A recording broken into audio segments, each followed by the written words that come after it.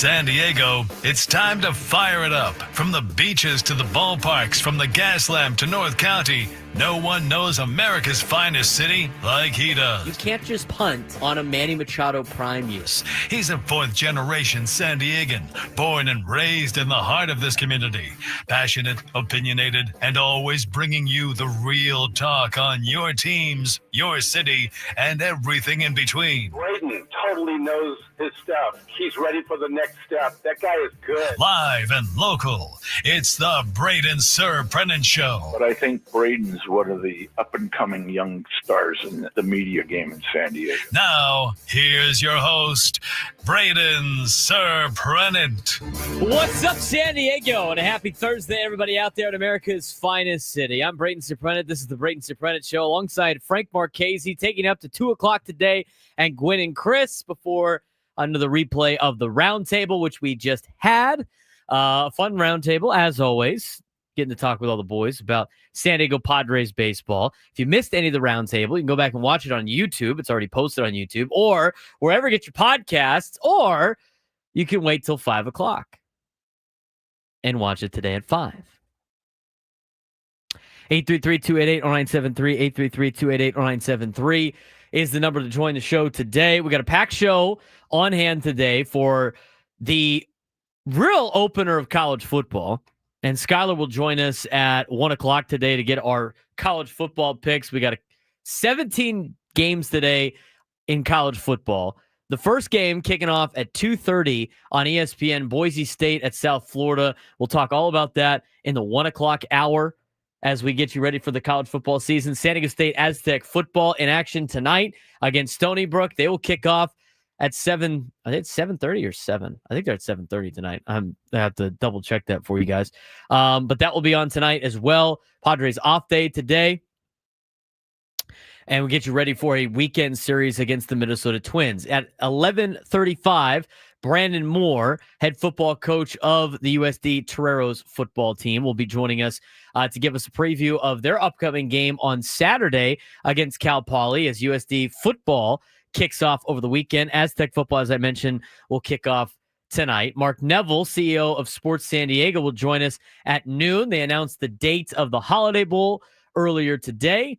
So we will talk to him about the new date for the Holiday Bowl here in 2025, which is actually going to be in 2026. And then at 1:35 today, we're going to talk with Eddie Brown, get you some fantasy football, all mixed in with Padres baseball. Today, I will be on safe travels to the Cathedral Catholic Dons, obviously for football. They're flying up today to San Jose. I will be joining them later after the show. Somebody in the chat has asked. Antonio's asked. Yes, I'm flying up with the team, or not with the team, but I'm meeting them there after our show today. That's where I'll be broadcasting from tomorrow with high school football. We have lots to talk about in tomorrow's show as well. But let's talk about the series in Seattle. And yesterday's game in Seattle before we talk about the week in Seattle. Again, the Padres had a rough time with the Seattle Mariners all season long. They end up going 1-5 against Seattle this year. 1-5, which is not great. But at the same time, when you look at yesterday and you look at, really Monday, Tuesday, and Wednesday of this week, I did like the way that the Padres battled back a lot. And I'm not overly concerned about what the outcome was from yesterday's game. I mean, Wu looked pretty good yesterday. Brian Wu looked pretty good. He's 12-7 on the year. He's got a sub-3 ERA. He's been great for the Mariners all season long. Yu Darvish was good with the exception of one inning. I mean, the fourth inning is where things kind of unraveled. We talked about that a little bit on the roundtable today. But overall, this week in Seattle, there was nothing that really came up too much that was of legitimate concern. I think you can make the case that the starting pitching this week was a little concerning because of the inconsistency of the starting pitching for the San Diego Padres. I can understand that. But at the same time, I think you have to look into what the playoff rotation is going to look like, what are playoff games going to look like, and the teams that usually do the best in the postseason are teams that have legit bullpens. And the Padres bullpen is legit. I know they kind of gave up a little bit in the last couple of nights. I mean, it's a good team that Seattle's got. And it's hard to win series on the road against teams above 500. Padres haven't really been able to do that all year. And it's not just the Padres that have been able to do it. A lot of the good teams in Major League Baseball haven't been able to do it. It's hard to win on the road against good baseball teams. You're going to lose some of those games.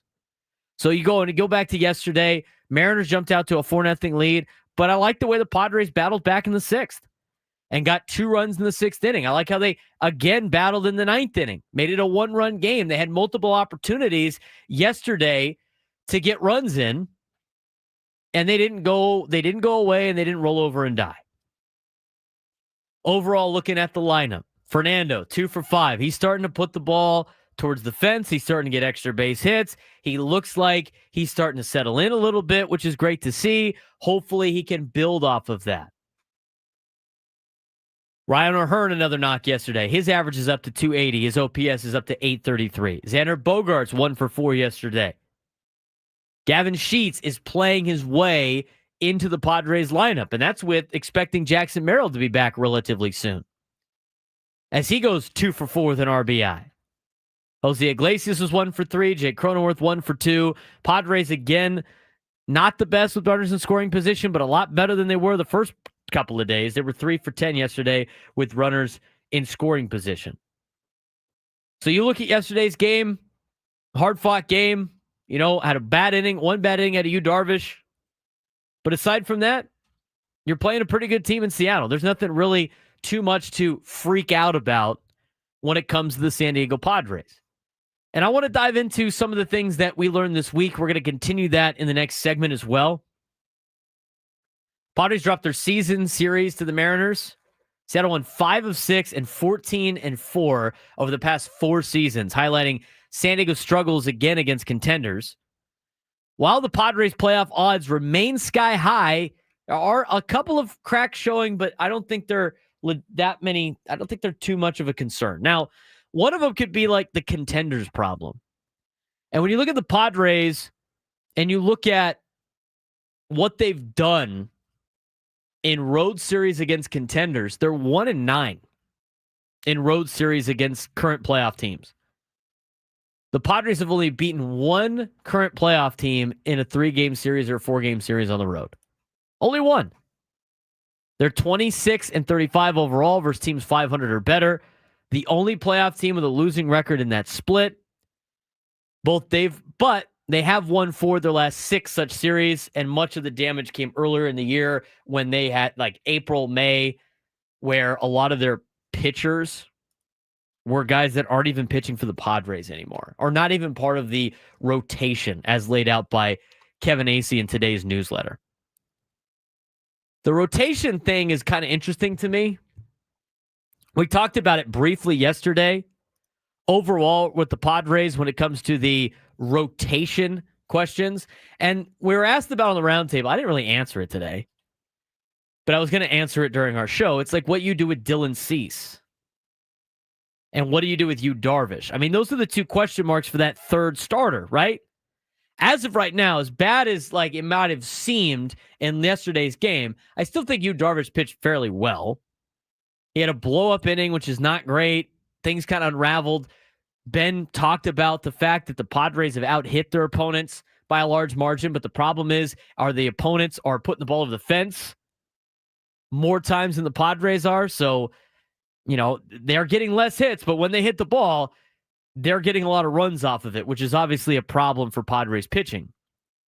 But you look at the starting rotation for the playoffs, and we talked about it again yesterday, because the question was, what do you do with Dylan Cease and his inconsistencies? Like the same thing is true for, Yu Darvish. So you look at what the rotation might be for the postseason. And I think you got to know that Michael King and Nick Pivetta are going to start the first 2 games, however order you want to have it. Now, Michael King should be coming back relatively soon from the injured list. But if you look at a situation which the Padres are playing in a wild card series, all things lining up, all things considered, Michael King starts game 1, Nick Pivetta starts game 2, vice versa. And then if you have to get to a game 3, got to figure out who's starting game 3. Is it you, Darvish, or is it Dylan Cease? And if you do get to game 3, that means you do have to have a 4th starter because you need somebody to start the divisional series. I think a lot of people are still holding out hope for a guy like Joe Musgrove to potentially pitch. I don't think you should really be holding your breath on that one. But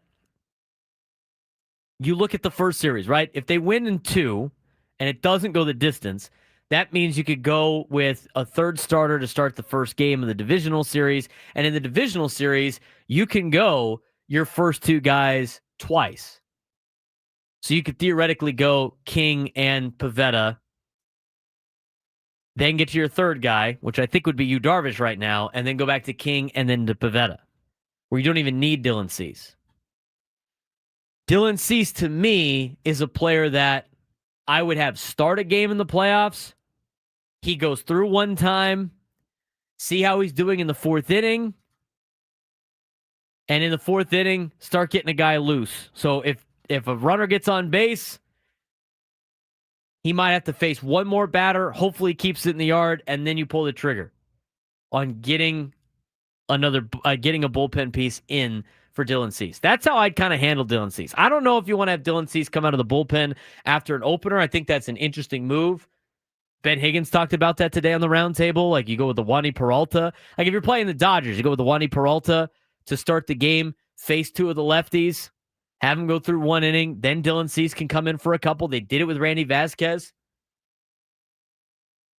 I'm not overly concerned about the rotation for the playoffs.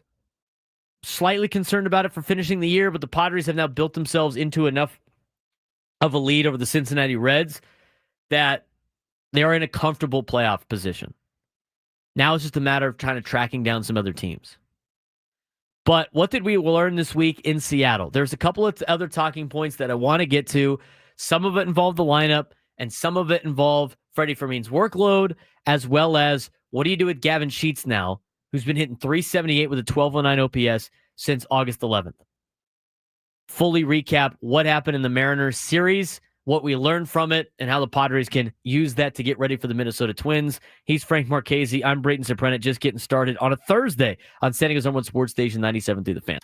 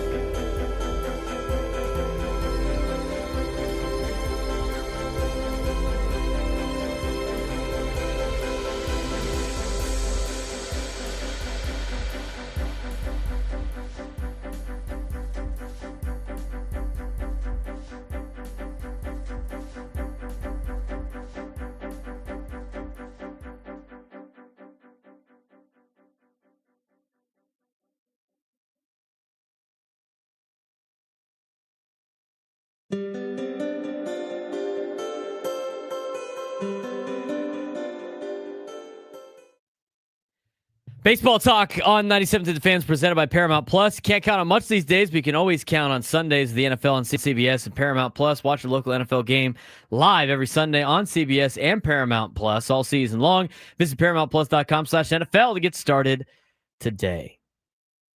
Welcome back, Frank. Getting everything set up for when Skyler shows up. Yep. So this way we're not running around like a couple of idiots getting everything ready at the last second. Like we usually do. Yeah, that. Nice. That one. I love it. I love it. Had college football today, Frank. 17 college football games today. Exactly. Get excited. What's the best game of the day? Boise State, South Florida? I would have probably? to say, I mean, if you're looking for just ranked matches, I would say, hold on, let me get... That's you're the not, only ranked matchup tonight. If you're not following Projection Sports on Twitter... Do it. Yeah, definitely, because they're very, very, very good about posting like what games are on, what channels they're going to be on at what times. You got a double dip on the Big Ten Network, Ohio, Rutgers, Miami of Ohio, Wisconsin. That'll be a good one.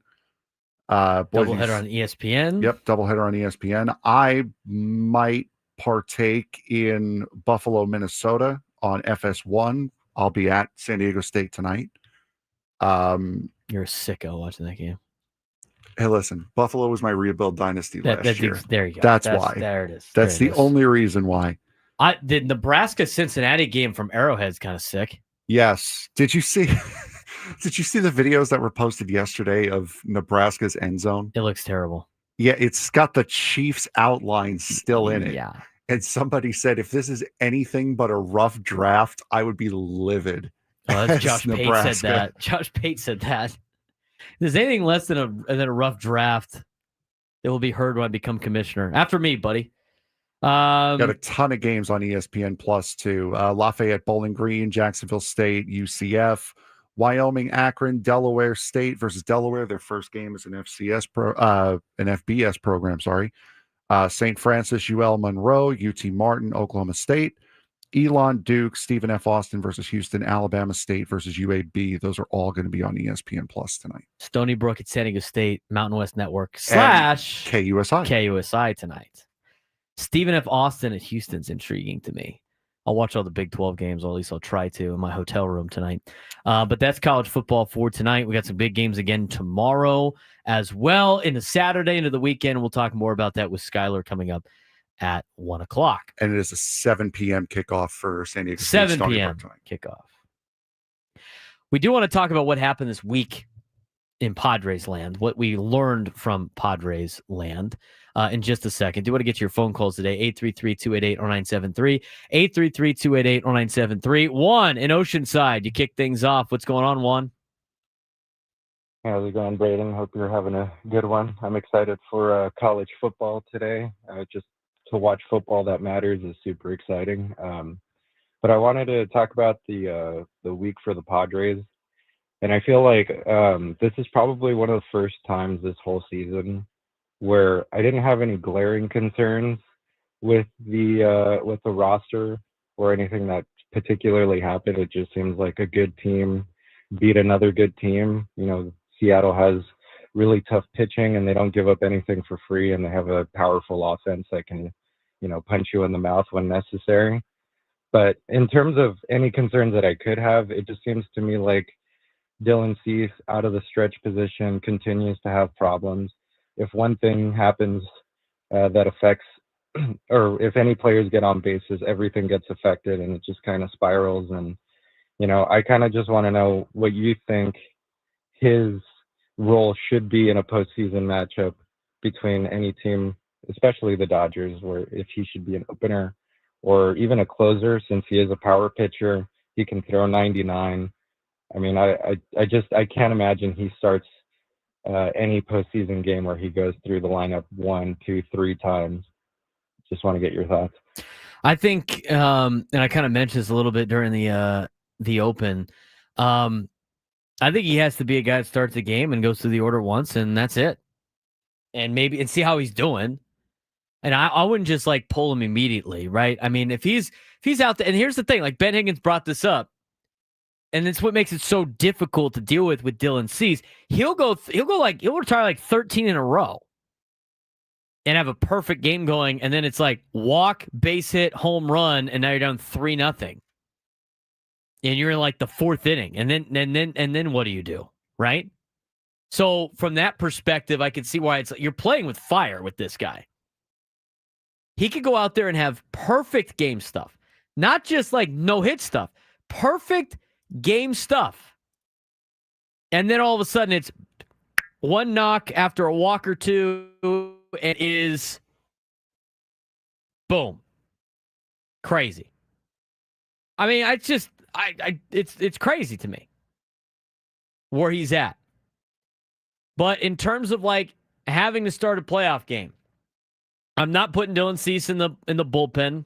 I think he's fine as a starting pitcher. I think you're going to need him to start games for you. And so I think he's got to be a guy that starts a game, and then he's got a short leash, and you got to be ready for another pitcher, starting pitcher, ready to go behind him, like a Nestor Cortez. I think that's going to work out. I'd let Pivetta be a starter on his own. I'd let Michael King be a starter on his own. I'd let Yu Darvish be a starter on his own. Maybe get a bullpen guy ready to go on a night that Darvish is pitching, but I trust him in the postseason as a savvy vet. And then I'd probably have Nestor Cortez piggyback with Dylan Cease. First time through the order. Good. Have Nestor Cortez try to make it through 2 innings. That's 5 innings right there. Maybe 6 if you really feel good about the way Dylan Cease is pitching. And then 7, 8, 9, go to the bullpen. 6, 7, 8, 9, go to the bullpen. I mean, you have 5 dudes back there that can all throw. And then the other ones that are not members of your 5 elite pitchers back there are still solid bullpen arms, with the exception of Yuki Matsui. And I don't know if Yuki Matsui is even going to make a playoff roster. I mean, I don't know how you could keep him on a playoff roster. I'd rather have Randy Vasquez on the playoff roster than Yuki Matsui. I'd much rather have that. Maybe that's another play. Maybe you do the opener day and Vasquez is like in part of a bullpen day. It's a lot of different ways to do it. And I think the strategy changes a little bit in the postseason. 833-288-0973, 833-288-0973. Let's get out to Charles and Ramona. Charles, what's going on, man? Hey, how you doing today? Doing well. I'm actually on my way to Vegas, courtesy of 97.3 The Fan. Nice. A qualifier for a grand prize winner. I love it. I am. But anyhow, I was just saying, if Nestor Cortez continues to pitch for the rest of the season like he did against the Dodgers, then I don't think it's even a matter of like what are we going to do. I think if Cortez is in, Cease is the opener or the reliever, because if Cortez can continue to get better and turn into nasty Cortez, I trust him 10 times more than I trust Dylan Cease right now. So I don't see why that would be such a stretch to think that if Cortez can get back to his old self and be consistent for the rest of the year, why we wouldn't trust him with a start over Dylan Cease. I just think Nestor Cortez, and I appreciate the phone call, Charles. I just think Nestor Cortez can come out of the bullpen more than, Dylan Cease. I mean, is that something? Has Dylan Cease ever done that? It's a different level. Like it's a different animal, right? So I feel more comfortable with Nestor Cortez coming out of a bullpen than I do Dylan Cease coming out of a bullpen. It's a mindset thing. So from that perspective, that's why I'd rather have Dylan Cease start the game. Let him just do his routine. 833-288-0973, 833-288-0973. We're going to continue this conversation in the next hour. We're going to talk about what we learned from this week in Padres baseball against the Seattle Mariners. And there's a couple of things that I want to get to. Obviously, the lineup construction. You got to see Ramon Laureano yesterday, didn't get a hit in the number 2 spot. I still think that needs to be tried out a little bit. I mean, Luis Arraez right now is hitting a $190 something in the last 16 games. And we'll talk more about that later on. I mean, it's a big talking point. I know some people are sick and tired of listening to it. I'm tired of really talking about it, but it's continuing to be a talking point for the Padres. We'll talk about that. We'll talk about what are you going to do with Gavin Sheets? That guy's like played himself into a starting role. which I guess is a good problem to have. A lot of things we learned out of this series from Seattle that we're going to get to in the next hour. But when we come back, head football coach of the USD Toreros, Brandon Moore, joins us on the Braden Surprenant Show.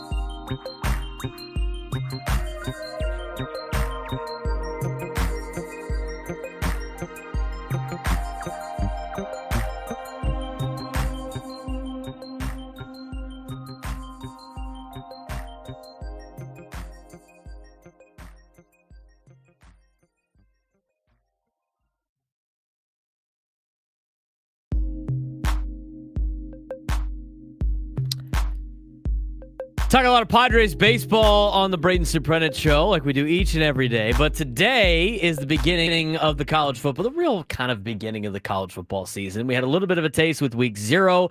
This week, we got games on today, Thursday, Friday, Saturday, Sunday, Monday in Division I college football. We have both of our teams in action this weekend at the D1 level. San Diego State will kick off tonight.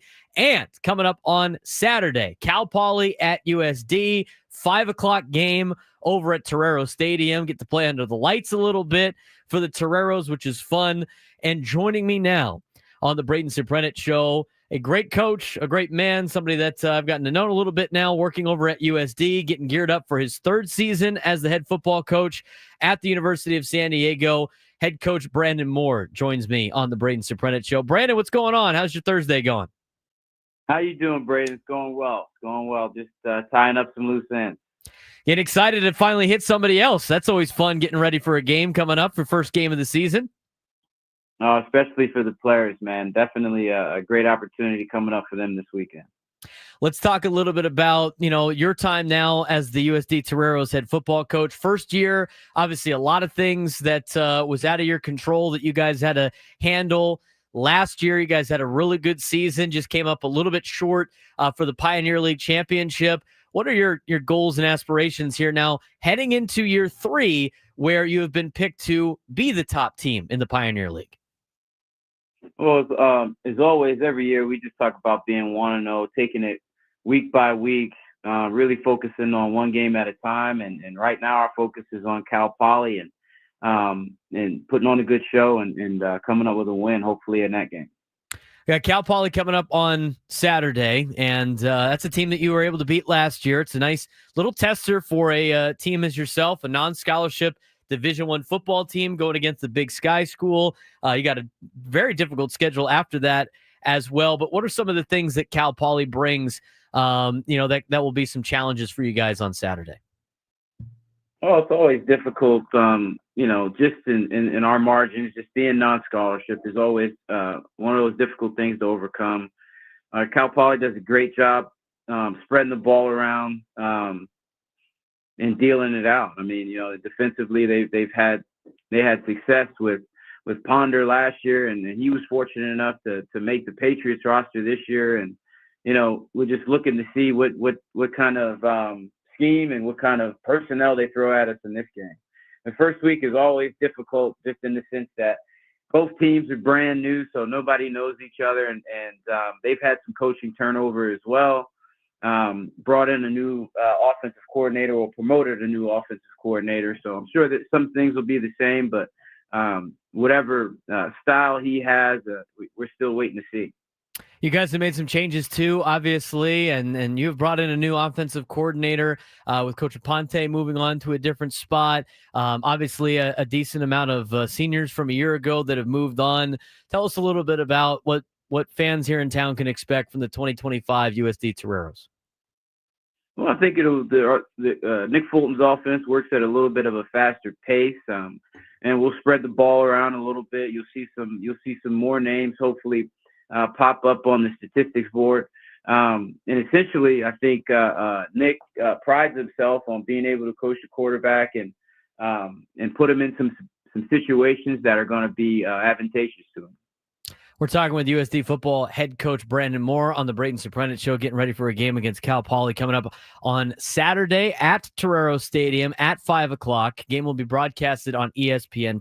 I'll have the call with Jack Cronin in that game, but you can also go out and support USD athletics as well over there at Torero Stadium. Should be a fun game against Cal Poly. Defensively, you guys have a co-defensive coordinator group. Had a really good year last year defensively. I thought your guys' defense played extremely well throughout the entire season. Sounds like you got a decent amount of guys coming back, but tell us a little about your defense, Coach. Well, the two coordinators I got, Mike McGlinchey and Isaac Carter, we built the system together a couple of years ago. They were my first two hires coming in the USD. Just excited just about how the defense has developed, the changes that have been made over the years, and how they continue to play at a high level, play fast-paced, and get after it. We're talking with head coach Brandon Moore of the USD Toreros here on the Braden Surprenant show. So we talked about the offense, talked about the defense, and knowing some people around USD, a team that usually plays during the day, got a lot of day games, but first couple of games at home, get to play at night. Sounds like you were an advocate for trying to get a couple of night games. What was that like, and how excited are your guys to play under the lights the first couple of games here? No, we wanted to attract some fans and get some guys in the seats. Last year we were able to sell out our home opener versus Poly, and we look to do the same this year. I think we're a couple hundred seats away from being sold out, which would be another great opportunity and another great experience for our players. But I just think it just adds to that San Diego skyline, and being able to see that in a great venue is great experience for our fans and great experience for our players. Obviously, in this day and age of college football, there's a lot of NIL and everything going around for the major, power programs. A lot of the Group of Five programs are trying to find their way. Then you get to the FCS level, and then you get to, non-scholarship teams like yourself. I mean, for you in recruiting these last couple of years, what are some of the benefits of USD that can help you, that helps you, get the players that you want, either in the transfer portal or some of the local high school talent? Well, generally, we sell the city of San Diego. Once we get kids on campus, the university kind of sells itself. So we're selling experience here. We're selling a high caliber degree, and we're selling a network where you can have success outside of the game. The last thing I kind of wanted to talk about in terms of, you guys' squad, here in San Diego, we love watching our own players stay in town, play for the local colleges, whether it be San Diego State or USD. I know you guys got a handful of local players on the team. Who are some of the local names that a lot of fans out there will recognize when they see them play for the Toreros this year? Well, I can tell you the one name. We just named our starting quarterback, Dom Nankill, who had a tremendous amount of success at Mater Dei up in Chula Vista. And, we're really excited about the camp he's had and a really tight QB battle that he had with Tyler Larson. And I think he's primed to have a great year. He's young. He's got, but also has a tremendous amount of experience. He started his first game of his freshman year. So we're looking to capitalize on his success and try to take this offense and this team to another level. It's going to be fun watching you guys play. Brandon, we appreciate the time as always. Good luck this season. Thanks, Braden. It's great talking to you again. Brandon Moore, USD head football coach, joining us on the Braden Surprenant show. They got a game against Cal Poly coming up on Saturday at 5:00. You can watch it on ESPN+. You can also go out and support. It's a fun place to go watch some college football. And USD's got some talent. They're a very talented football team. Cal Poly is going to be a good tester for them. A scholarship team in the Big Sky Conference in the FCS. Again, USD is a non-scholarship Division I football team, but they definitely play to a higher level than that. And it's going to be fun watching them play the first couple of weeks of the season. They open up against Cal Poly. They'll play Southern Utah on September 6th here at home at Torero Stadium at 6:00. And then they got a couple of tough road games. They're going to go to Montana State, one of the best teams in college football at the FCS level, and they got to go at Princeton before they start their Pioneer League schedule. So should be a fun year for the USD Toreros. Again, projected to finish first in the Pioneer Conference. If they do finish first, they will make the FCS playoffs. Their playoffs are 24 teams making the playoffs. I don't know why the FBS doesn't do that, but I digress. So nice to get a little preview for USD football. Aztec football starts tonight as well. Love talking college football here on the show, Frank. Yeah, it's going to be a lot of fun. And the start of the year always brings a bunch of new promise and new hope. And you hope to get off on the right foot, especially if you're one of those teams that are expected to win or at least be extra competitive in your conference. You'll be at the Aztec game tonight. I'll be at the USD game on Saturday. We'll Yep. get you the full recap on Monday. We have to dive into other things that are going on in the sports world. It's time for the day's sports thread. You know that group chat? The one that's always blowing up with the biggest sports takes, debates, and breaking news? You got barbecue back there, and you didn't invite me? Yeah, we've got that too. Welcome to the Sports Thread, where we break down the top 5 stories in sports, just like you would with your crew. Oh, no! Disaster! What a bad idea! No No filters, no silence, just real talk. All right, Frank, what do we got today? Non-Padres news. We have got quite a bit of college football stuff coming in today. Number one. Awesome. Ohio State head coach Ryan Day has one message for his freshman quarterback, Julian Sayin. Want to take a guess at what it was? Don't suck. Have a take, don't suck. More or less. It was just win. Just find a way to win. Just win, baby. Thank you very much. All eyes will be on Sayin and new Texas starting quarterback Arch Manning in the showdown at Ohio Stadium. It is a rematch of last year's college football playoff semifinal when both players watched from the sidelines as Will Howard and Ohio State eliminated Quinn Ewers and Texas on the way to winning the national championship. Both Sayin and Manning were five-star recruits coming out of high school. Manning started 2 games in Austin last year when Ewers suffered an injury. Sayin attempted only 12 passes last year in mop-up duty. Is there something more constructive that a coach can say other than, hey, just don't suck? I mean, there's only so much you could potentially tell some of these kids. The other thing, too, is you don't want to psych them out either with, like, just, paralysis by analysis. So, yeah, try to just keep it simple. Yeah, just keep it simple. Just do what got you here. You're the starting quarterback at Ohio State for a reason. Just do that. Go represent San Diego well. We hope so. That's another one. You have the entire city of San Diego hanging on this decision. So you'll be all right. Don't worry. Go get him, kid. Number 2. You get to take on Peyton and Eli's nephew. Have fun. And they're number 1 team in the country. Have Texas. fun. At least you're at home at the Horseshoe. That is a You'll big, have like 100,000 of your closest friends there helping you out. That is going to be a huge help for him.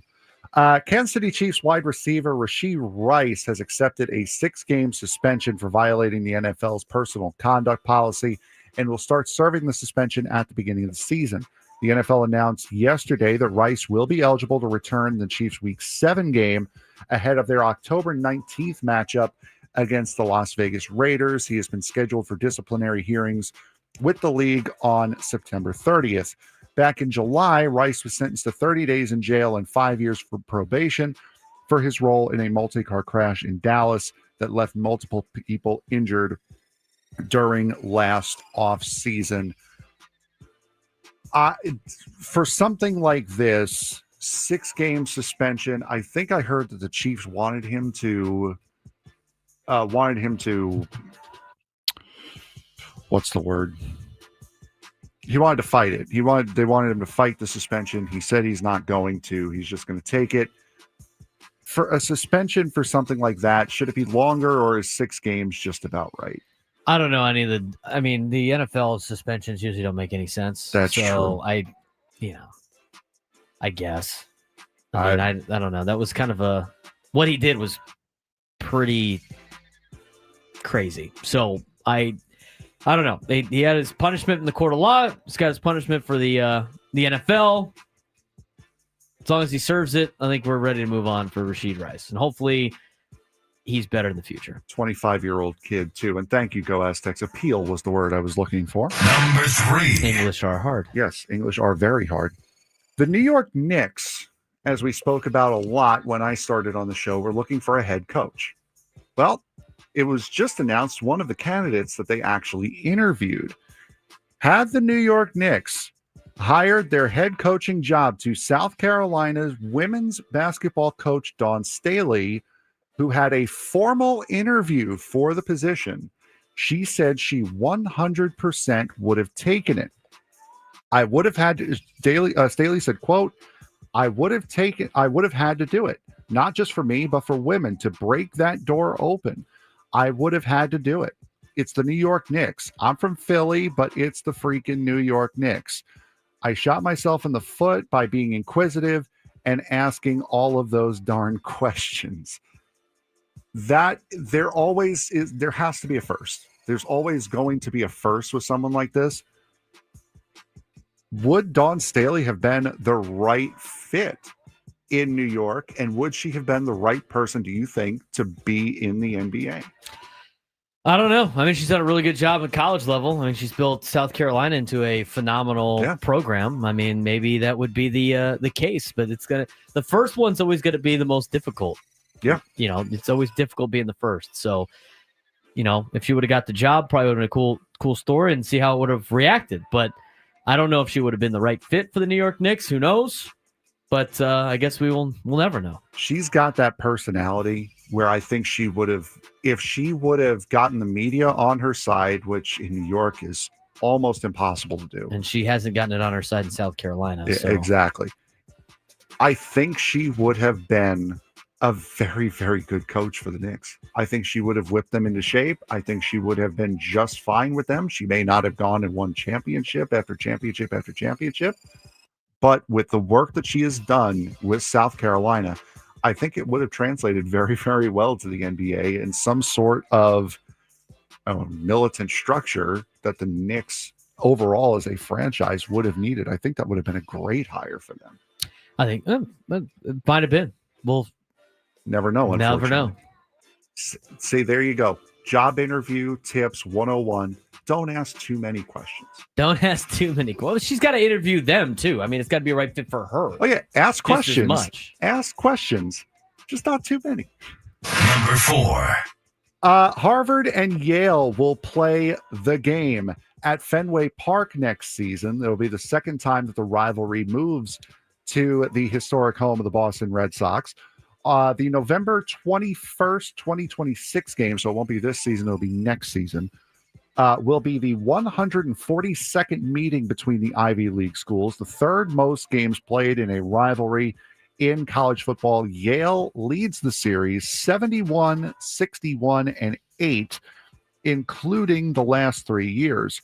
Harvard won back in 2018 when the game was last at Fenway, 45-27. Should these ballparks, major league ballparks, get in on some of these games more often to make it feel even more special than it already is? I mean, I think it's cool. I think it's pretty cool. I mean, didn't Northwestern play Illinois? Was that last year at Wrigley? Yep. I mean, they do that every once in a while. The Pinstripe Bowl. Yeah, I mean, I think it's cool. It's just can you retrofit the stadium to make it work? And our baseball team's willing to do that because obviously you saw the Holiday Bowl at Petco Park. Mm-hmm. Now it's no longer at Petco Park; it's at Snapdragon, which is probably a better fit for them. And we're going to talk with Mark Neville here late in the next segment to talk about the Holiday Bowl, announcing that they have a date for their game. I think it's cool. I think certain venues it makes it cooler than others. But yeah, if you can make it work where it's a good experience for the fans, why not? Yeah, I would love to see because I enjoyed a lot going to the Holiday Bowl at Petco Park. I enjoyed it at Snapdragon last year as well, but it's just that different atmosphere, that big stadium feel instead of just playing at one of the two schools for huge rivalry games. I think that's a lot of fun. Like, wouldn't you love to see Ohio State and Detroit and Michigan at Tiger Stadium or something like that? I mean, that'd be kind of cool. Fun. I don't think Michigan fans or Ohio State fans would like it. I'm just saying, but just yeah. that type of rivalry in a big stadium like that, or Wisconsin playing at American Insurance Field or whatever they're calling Miller Park. Number 5, American Insurance. Right. Speaking of arenas, the city of San Jose have unanimously approved a deal on Tuesday to renovate the arena in San Jose for the San Jose Sharks. The SAP Center will upgrade. It'll be a $325 million upgrade to the 32-year-old SAP Center owned by the city. This deal will keep the San Jose Sharks in San Jose until 2051. So we have our own arena disputes here. Could we use this as a model? Is, hey, look, a Northern California city was able to do it with unanimous approval. Why not? Why not get our Midway district going as soon as possible and keep a team there as long as possible? Yeah, that'd be nice. That'd be super nice. Well, they got to finish up these negotiations so they can start building something down there. I agree. And just hopefully they can get a tenant for it and everything like that. But no, it's good. I don't like seeing teams move. No, it's not fun. It's not great. No. Not fun, not great.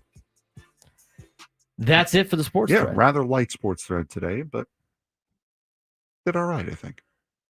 I just saw this graphic. They put it on Fox Sports MLB. Can you name the 3 MLB teams that have never won their division? I just saw it. So it's Colorado, Yes. Pittsburgh, and Miami. Yeah, all teams in the National League. Yep. Have never won their division. One in each division. Pirates won the NL East in 1992. 1982 or 92? 92. So they have never won the Central. Rockies have never won the West. Marlins have never won the East. The Marlins have never won a division, but have won 2 World Series. There's a stat for you. That's all you need to know about that's all you need to know about the division.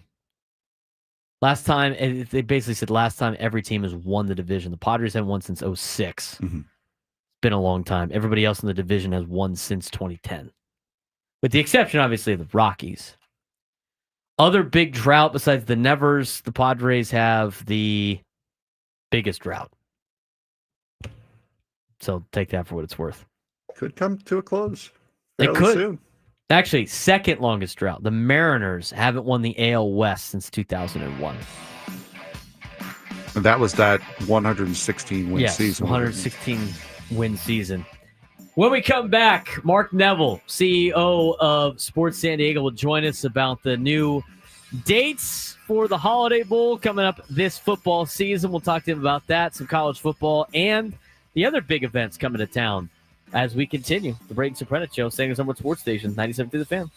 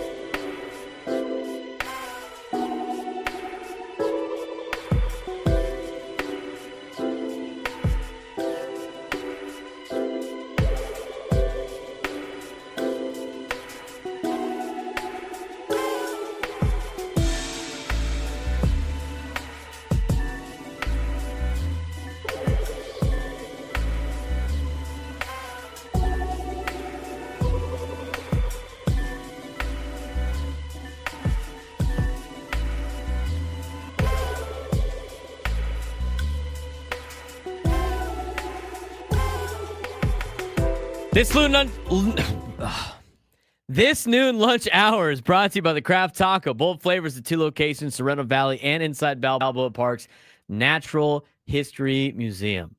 I could use a Craft Taco today. English are hard. It is. It's Thursday. Duh. English are hard. Anyway, we're in our noon lunchtime hour now. We're talking a lot of different things today, a lot of college football today. With college football kicking off today on a Thursday, San Diego State in action today as well, tonight at 7 o'clock against Stony Brook. Talk more about that in a little bit. We will also get back to the Padres talk in just a second as well, but we had some local news with the Holiday Bowl, and no better man to come on the air when we have local big-time event news than the CEO of Sports San Diego, Mark Neville. Mark joins us on the Braden Surprenant Show. What's going on, Mark? Hey, it's a great day. It's like a lot of people know the Holiday Bowl volunteers wear those beautiful red coats, and I'm wearing the red coat for the first time this year. Fired up, man. Let's go. Exciting times. I know we got a lot of events coming up here in town that we will also get to, but today you guys announced that they have a date. So you guys have picked out a date for the Holiday Bowl for this year's bowl season. It's going to be in January, different than it usually is in December. Tell us about the dates of this year's Holiday Bowl and how you guys came to the conclusion that this date was going to be the date. So for the first time ever, the Holiday Bowl will be in January. It's going to be Friday, January 2nd, kicking off here at 5 p.m. local time, 8 o'clock Eastern. Great date for us.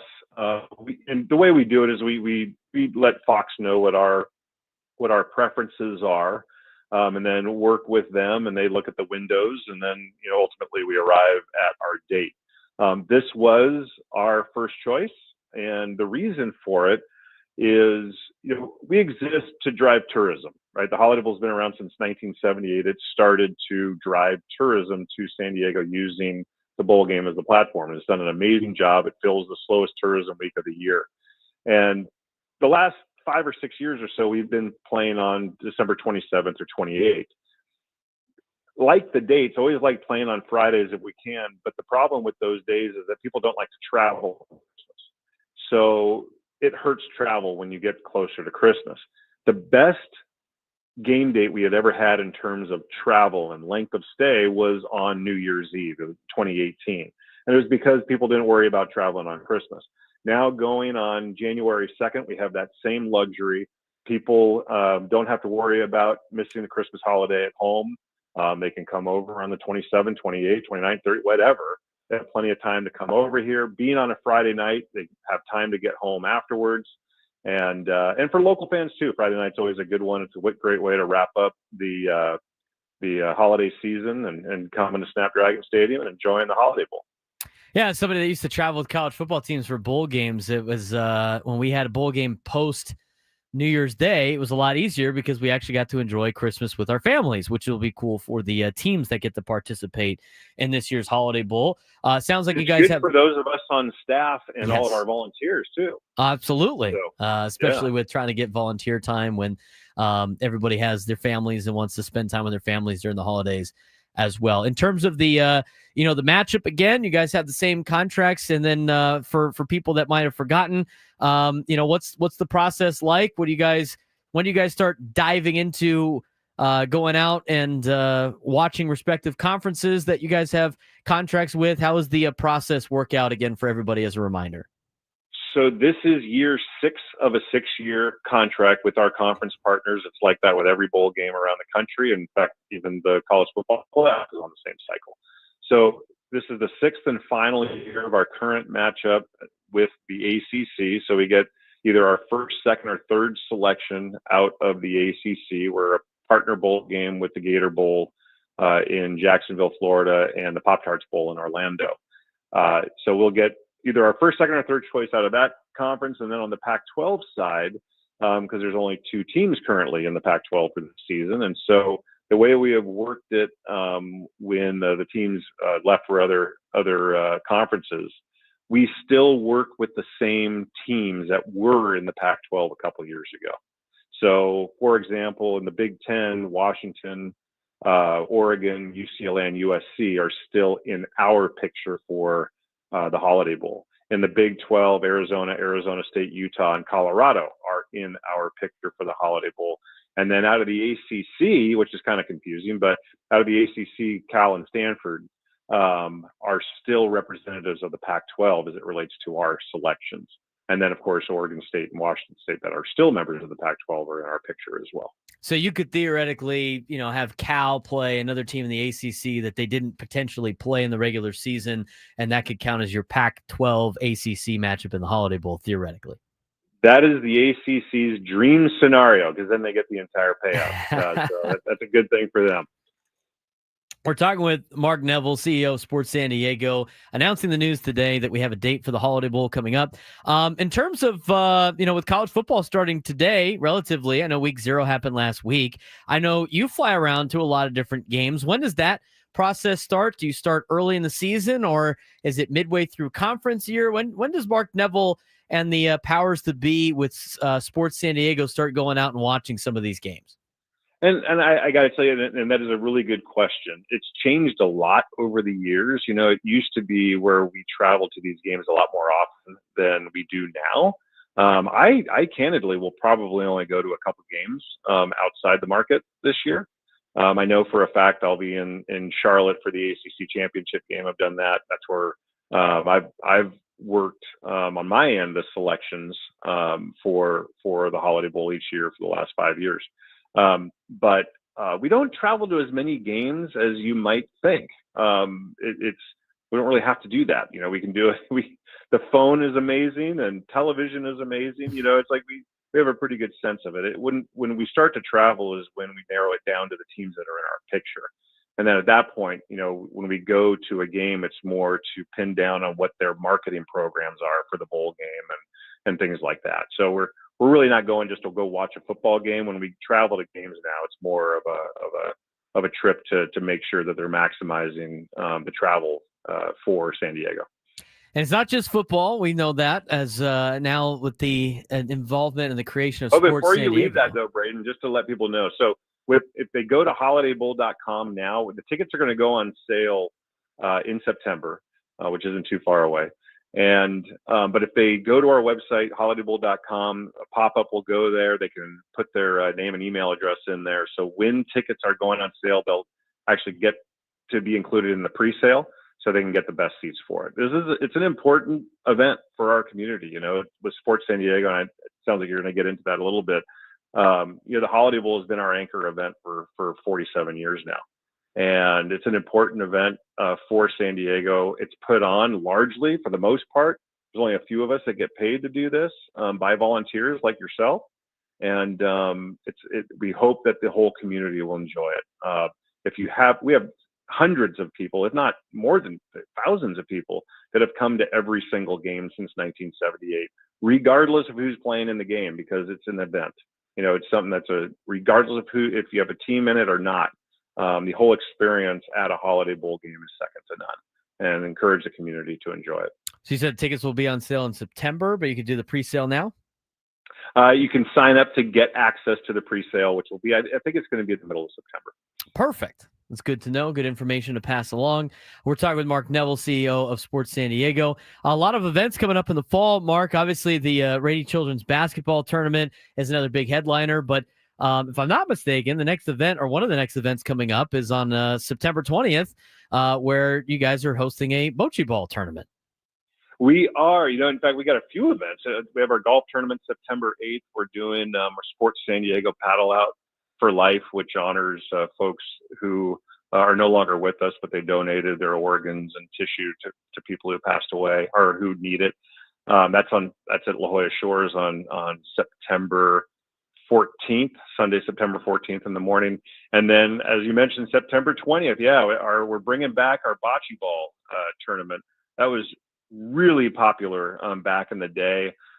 We shut it down right before COVID or during COVID. We're bringing it back.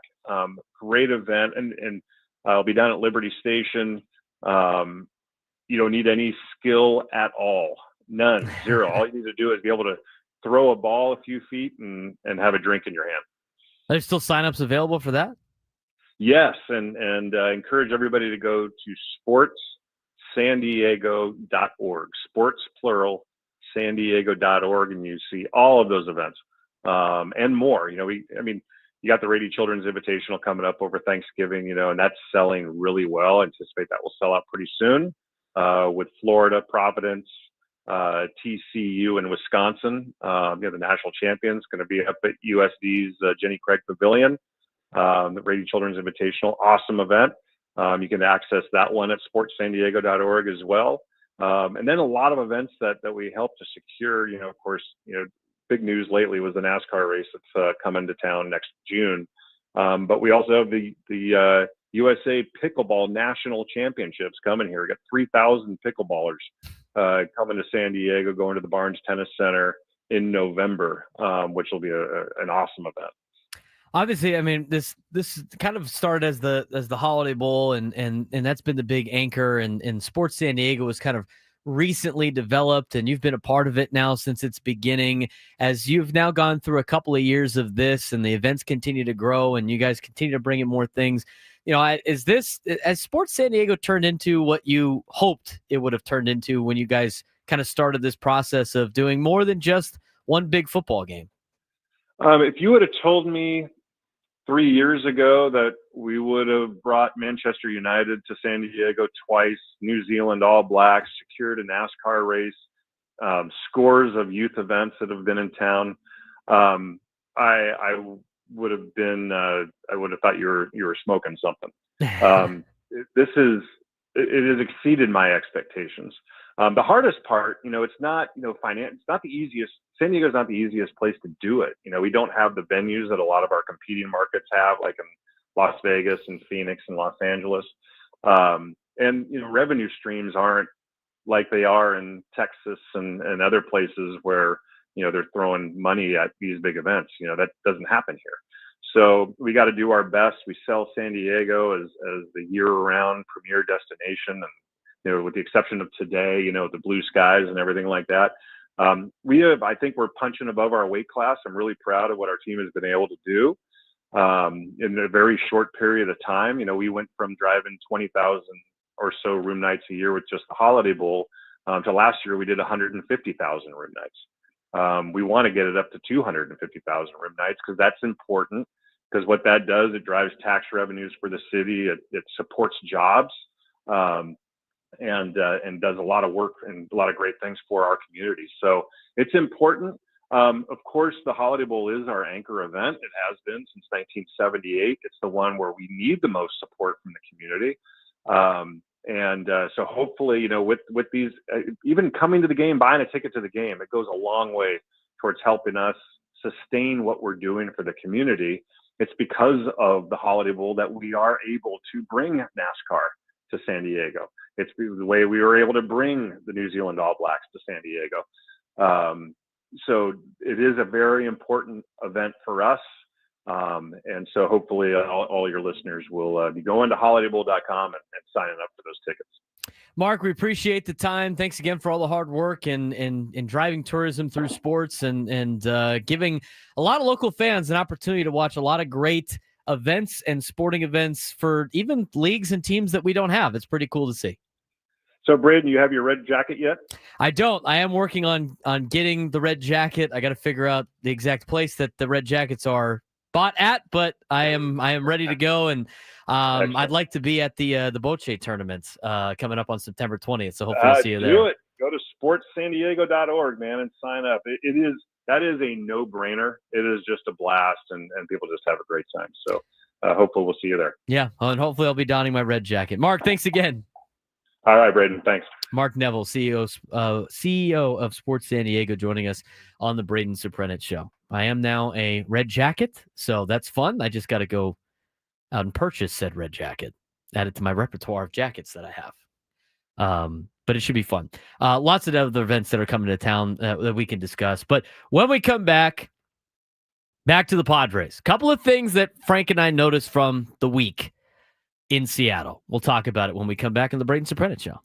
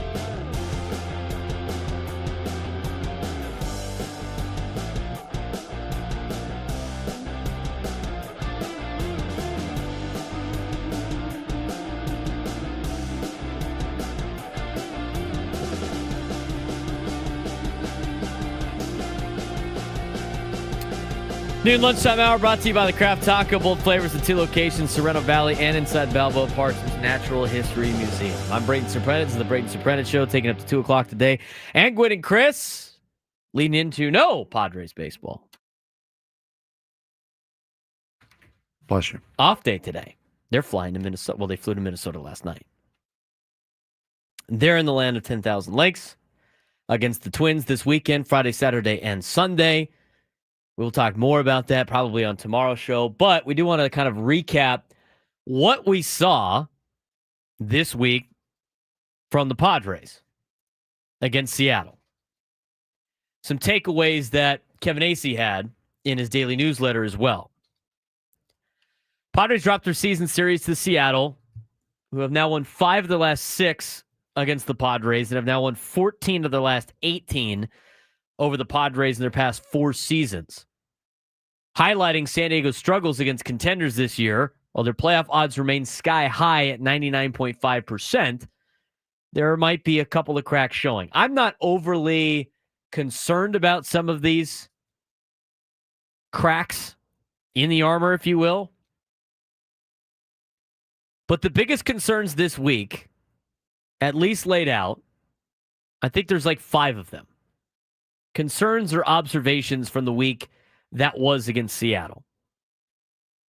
Number 1, contenders problem. I don't think the Padres really have a contenders problem. But the Padres this season are 1-9 in road series against current playoff teams.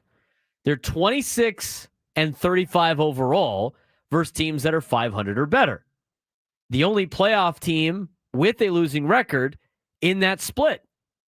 But they've also won 4 of their last 6 such series, and much of the damage came early in the year.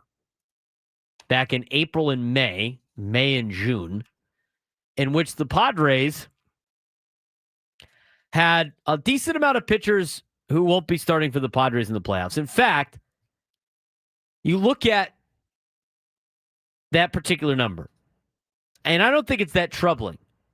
But here's a couple other stats that Kevin Acee put out in his daily newsletter to go off of that. 8 of those series that are mentioned, 8 of those 10 series that are mentioned were in April or May. And the Padres have actually won 4 of their past 6 series against playoff teams or teams in playoff position, as we just mentioned. Of those 61 games against teams that are 500 or better, as we mentioned before, they're 26-35. So of those 61 games, 26 of those 61 games were started by pitchers who won't be starting for the Padres in the playoffs. So I don't necessarily know if you need to be too concerned about that. It's hard to win games against good teams. It's hard to win games against good teams on the road. It's hard to win series against good teams on the road. A lot of good teams come to Petco Park and lose 2 out of 3 against the Padres. It's very common. So I'm not overly concerned about it. Now you get to playoff mode, and I think things change a little bit. I think the game is managed differently. I think the game is played differently. I think players give it a little bit more than they do in the regular season, because in the regular season, you got 162 of these things to play. You got to play every single night. In the postseason, you got days off. The games mean a little bit more. And so I think that stat really jumps out of the window. Plus, with the season being so long, that group of 500 teams changes all the time. A lot of the times they were playing these teams when they didn't have a record above 500. And they'd beat up on some teams that had a record of 500 at the time that they played them that now no longer have a record above 500. So I don't necessarily know if that was a contender problem. I do want to get Frank's take on that. I know he's working on stuff, but contender problem. Do you think it's a contender problem? Do you think the Padres should you be concerned if the Padres play anybody that has a winning record in the postseason? I mean, everybody in the postseason is going to have a winning record. Yes and no. There are problems that tend to show up more prominently, such as leaving runners on, not hitting with runners in scoring position.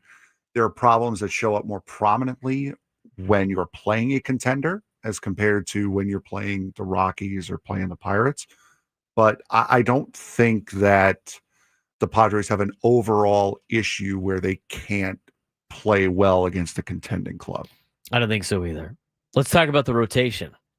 Padres' playoff rotation remains unsettled. Inconsistency looms larger than who they'll face in October, which I agree with in the state of things for the San Diego Padres. Now you look at, and we talked about this with Dylan Cease, like what you would do with Dylan Cease. I'd have him start a game and then have Nestor Cortez pitch right after him. Or another starting pitcher. Maybe it's Randy Vasquez. I don't necessarily know if I'd use an opener for Dylan Cease. I'm open to it. But I think when you get to that particular point in your rotation in the postseason, I think you have to be creative. Top 3 arms right now that would start games in the playoffs to me would be Pivetta and King and Yu Darvish. And I would have, I'm not really against Michael King starting the first game, even with his injuries that he might have had. But I think those are your 3 pitchers for the starting rotation for the postseason, Frank. Pivetta, King, and Darvish. Darvish is pitching, is even though he gave up 4 runs yesterday, he's pitching better than Dylan Cease is. I agree with that last point. There is a starting pitching issue, though. Darvish is not what you expect him to be coming off of this injury. Almost looks as though Father Time is catching up. Dylan Cease has been awful this year. There's no other way to put it. I don't know if you can trust Randy Vasquez in that high leverage of a spot. You could also throw Nestor Cortez. However, it's only 1 start. I want to see more out of Nestor before I throw him in a playoff spot. But for right now, you really don't have that much of a choice. It has to be King, Pivetta, and Darvish. I trust Darvish in a playoff game more than I trust Cease. 100%. I trust Darvish in a playoff game more than I trust Vasquez. I trust Darvish in a playoff game more than I trust Nestor Cortez. I trust Darvish in a postseason more than I trust all 3 of those guys going in the same game. I don't know if I trust Darvish more than a bullpen day, though. Like, I don't mind a bullpen day in the postseason. The Dodgers did that multiple times last year and had success. I would rather not fry my bullpen in a series. But at the same time, I think that's your biggest question on that is, do you do a bullpen day or do you do a Darvish day? I'd rather have Darvish go through the order once, maybe twice. It might be max. Darvish paired with somebody, like you get Darvish and Cease with the bullpen going in. One time bullpen. That would be, I think, an ideal scenario. I would be more comfortable, honestly, with Darvish, Cortez, and then the bullpen. But I don't trust Dylan Cease right now with everything I've seen this year after last year's implosion against the Dodgers. I just do not trust Dylan Cease in a playoff spot. I don't. That's the other thing too, is you could have Darvish going after Cease. But then you don't know if the damage has already been done or not. And then you're just wasting Darvish at that point. Well, if he gets like lit up in this last inning, then you go to somebody else and you punt on the game and you try to win a series. I mean, that's where you go. You don't just burn a guy just because that happened to be the plan. All these teams have plan A, plan B, plan C, plan D when they pull out their bullpen. If you go with Cease to start a game and you get him to the 4th inning, I'd let him start the 4th inning. And as soon as the base runner is on, somebody's ready to go. Yeah. Mm-hmm. And as they talked about in the roundtable, you can't have a guy warming up every inning that he pitches. I understand that. But if he allows, after the first time through the order, he gets a guy on base, start warming somebody up. He gets 2 guys on base. All right, it's time to warm up a little bit quicker. And then you're probably playing a couple of mound visit games, and then you get that guy in. Yeah, that's where you're going to have to be, because you're kind of playing fire, but you have to play with fire in the playoffs. You have to. It's not going to be perfect. Nothing ever goes according to plan in the playoffs. No, that I think is your best strategy, using Dylan Cease in a playoff rotation. There are only 2 guys that you can trust to get into and get out of a jam in this rotation right now, and that is Michael King and Nick Pivetta. Those are the only 2 that I would trust to get into and out of a jam.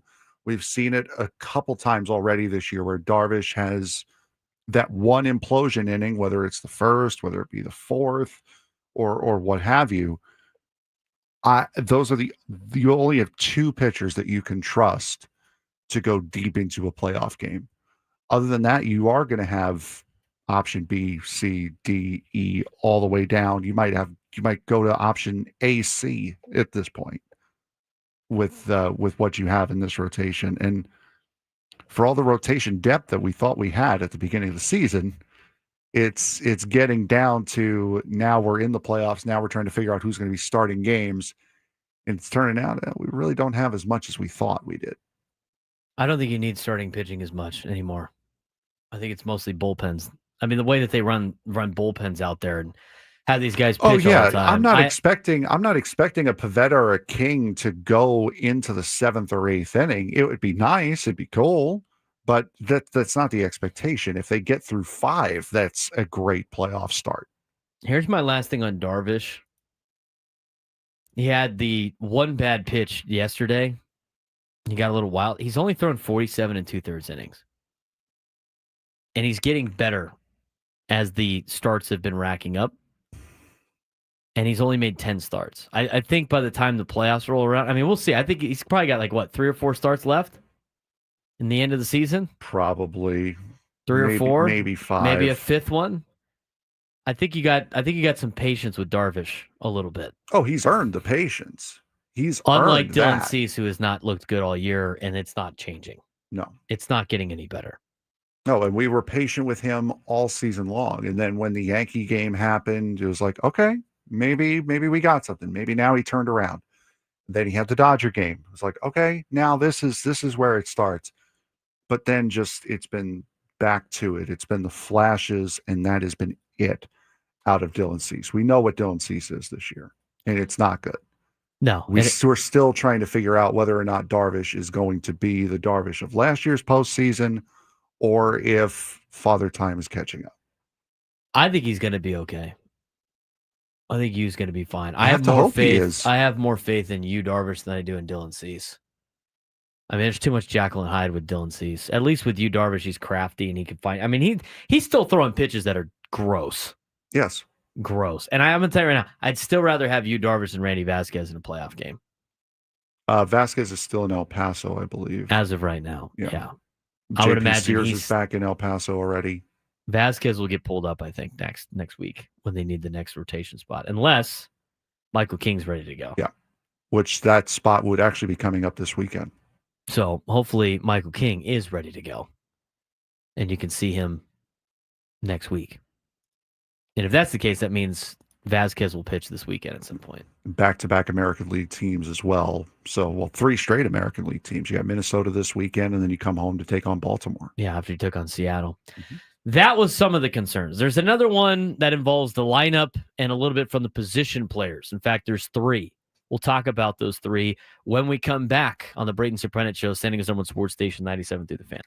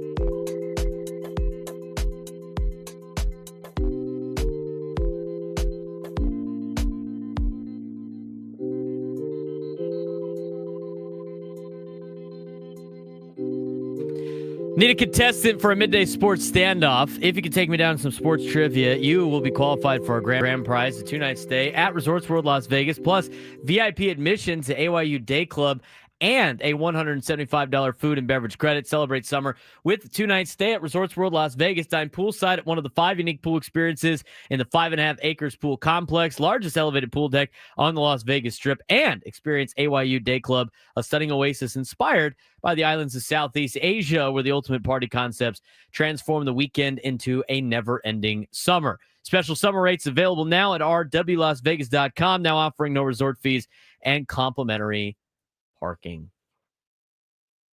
And it's so long. Such a long read. Such a long read. We got another one too, by the way. We got the Dylan Cease bobblehead. It's in here. Dylan Cease bobblehead, September 10th, as the Padres take on the Cincinnati Reds at 5:40. Celebrate history with the Dylan Cease no-hitter bobblehead presented by State Farm, Wednesday, September 10th. First 40,000 fans will receive a piece of Padres history commemorating Dylan's dealing in D.C. Bobbleheads will be distributed on a first-come, first-served basis. First pitch set for 5:40. Gates are open to the public 90 minutes prior, so arrive early to secure your giveaway item. For more information, visit padres.com/giveaways. There's your paper snap for you. Great read. All right. We're talking about the things we learned from the Mariners series for the San Diego Padres. We talked about it from a pitching standpoint for really the first hour and a half, mixed with college football stuff in, of course. And coming up in the next segment, Skyler will join us in studio to get the 10 picks. We're all tied, by the way, at 3-2. I sent the picture of the rundown, Frank, to Skyler, and she goes, "Oh my God, we're all tied." Yes, thanks for listening. Paid attention. We are all tied. Yeah, and she'll have a camera this time. Anyway, we'll be doing that next. We do need to get to the midday sports standoff in about 5 minutes or so, but there are 3 position player questions that I think need to be discussed. I'm really tired of having this conversation, but at the same time, like, I feel like it needs to be addressed. Like, who bats second for the Padres? This is from Kevin Acey's newsletter. We talked about this yesterday before it was in the newsletter, about just how bad Luis Arraez had been. And Kevin Acey lays out a stat that's even worse. But anyway, here's from the newsletter today. The Padres' regular number 2 hitter made the first out in yesterday's 9th inning. The fill-in number 2 hitter made the final out. Luis Arraez got most of yesterday off before pinch hitting for Jose Iglesias in the 9th inning. In his place in the second spot in the batting order was Ramon Laureano. Kevin Acey wrote in his postgame notebook about Mike Schilt, all but guaranteeing that this was a one-off and that he is not changing the lineup. The reason Schilt sticks with Arraez so high in the order can be boiled down to his faith in Arraez and his belief that the lineup, as it has been constructed lately, is the one that best sets up the Padres for success. The reason that is being questioned, mostly from the outside, like Frank and I over here, is that Arraez is batting a $190, 190, 12 for 63 over his past 16 games, and is 2 for 23. With 2 sack bunts and 2 sack flies in that span when Fernando Tatis Jr. reaches base in front of him. So in his last 16 games, Fernando has reached base 23 times.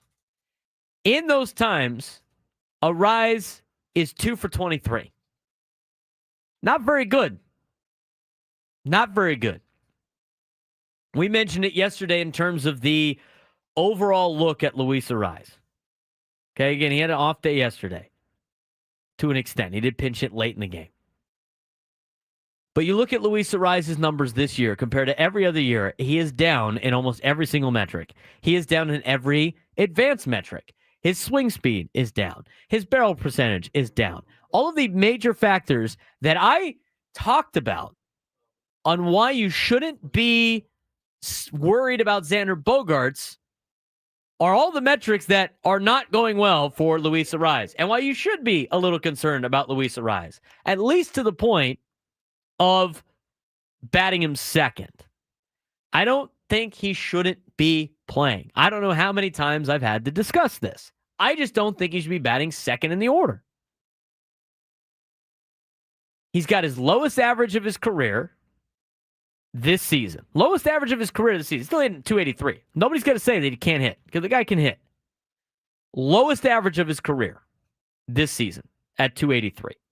He has his lowest on-base percentage of his career this season, 316. Guy never walks. Never strikes out, also never walks. He has his second lowest slugging percentage this season at 388. The lowest he had was when he was in Minnesota in 2021 as a 24-year-old. His slugging percentage was 376. It's 388 this year. He has his lowest OPS of his career this season. It's 705. Lowest of his career. And his OPS plus, which 100 accounts for an average player, he is at 94, which again is the lowest out of any season in his career. Yes, I understand he is a batting champion. Yes, I understand he is a 3-time batting champion. Yes, I understand the guy in his past has been a very good hitter. But what I'm saying right now is he is currently not that player, and we have seen him for 128 games this year. And most of those games, he has been batting second in the order. I understand that he used to be a really good player. In 2025, he's just not that guy right now. He's okay, he's good, but he's not the 3-time batting champion. He's not hitting over 300. He's not slugging over 800, which he has done multiple times in his career. He's not even slugging. He doesn't even have an OPS of 700, 720. I meant slug. I meant OPS. OPS. He's had an OPS over 800 twice. And usually it's in the high 790s. It's at 705. I mean, it's about to drop below 700. You cannot continually put this guy in the second spot and be like, hey, it's just going to magically change. I don't get it. He's got the second lowest WAR of his career, dating back to 2020. I don't even think you could count that. You honestly can't even count that year. 2020 played 32 games. No wonder his WAR was so low. This is the lowest WAR he's ever had in his career, from a defensive perspective and from an offensive perspective. So I don't really know what you're going to continue to do with Luis Arraez batting too. And again, don't take him out of the lineup. Just move him down. I don't know why that's such a crazy idea. I don't know why it's such a crazy idea. There's a couple other things that I wanted to talk about when it comes to the Padres and what we learned this week. We'll talk about that in the next hour. We do need to get to today's Midday Sports Standoff. Welcome to Midday Sports Standoff on the Braden Surprenant Show. I can't believe what I'm seeing right now. The ultimate head-to-head battle where sports knowledge and quick thinking collide. That's no good. Are you kidding me? Contestants will go toe-to-toe with Braden in a sports trivia deal where every correct answer brings them closer to victory. Down the sideline! Wow! Unbelievable! But 3 strikes and it's game over. This is not Detroit, man. This is the Super Bowl. Can you outsmart Braden? The Midday Sports Standoff starts now. All right. What do we got? We have Cameron in San Marcos today. Cameron, how you doing today, bud? What's up, Cameron? How you guys doing? Good. Doing well. Doing good. Doing All better right. than the weather, I can tell you that. Yeah. So today's topic, we're going to stick with Major League Baseball here. There are 8 possible answers for today's topic. There are 8 teams in Major League Baseball that can trace their lineage back to before 1900. Who are the 8 teams? Cameron, you have the first guess. The Yankees. Surprisingly, no. I believe it was 1903 was the Yankees' first year. Braden? I always think about the Cincinnati Reds. Aren't they like the first team? Cincinnati Reds is correct. How many you said there? There's 8. So now 7 left. Cameron? St. Louis Cardinals. St. Louis Cardinals, correct. Braden? No, Rod, it's not the Montreal Expos. Chicago Cubs. The Cubbies. About to start off against the Giants right now. Cameron?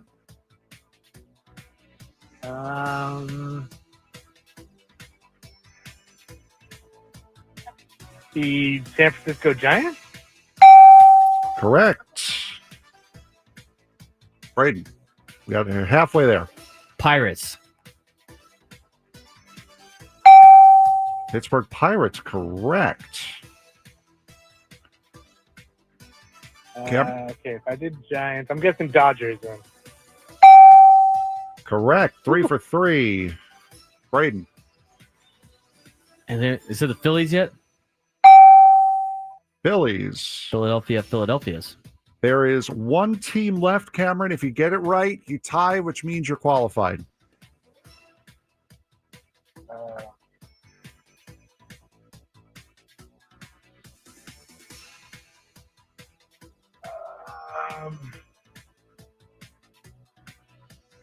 Red Sox.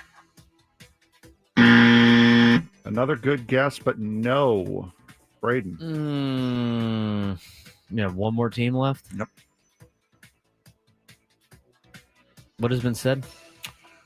Cincinnati, Chicago, Pittsburgh, Philadelphia. Those were yours. St. Louis, San Francisco, and L.A. Oh, and the Dodgers.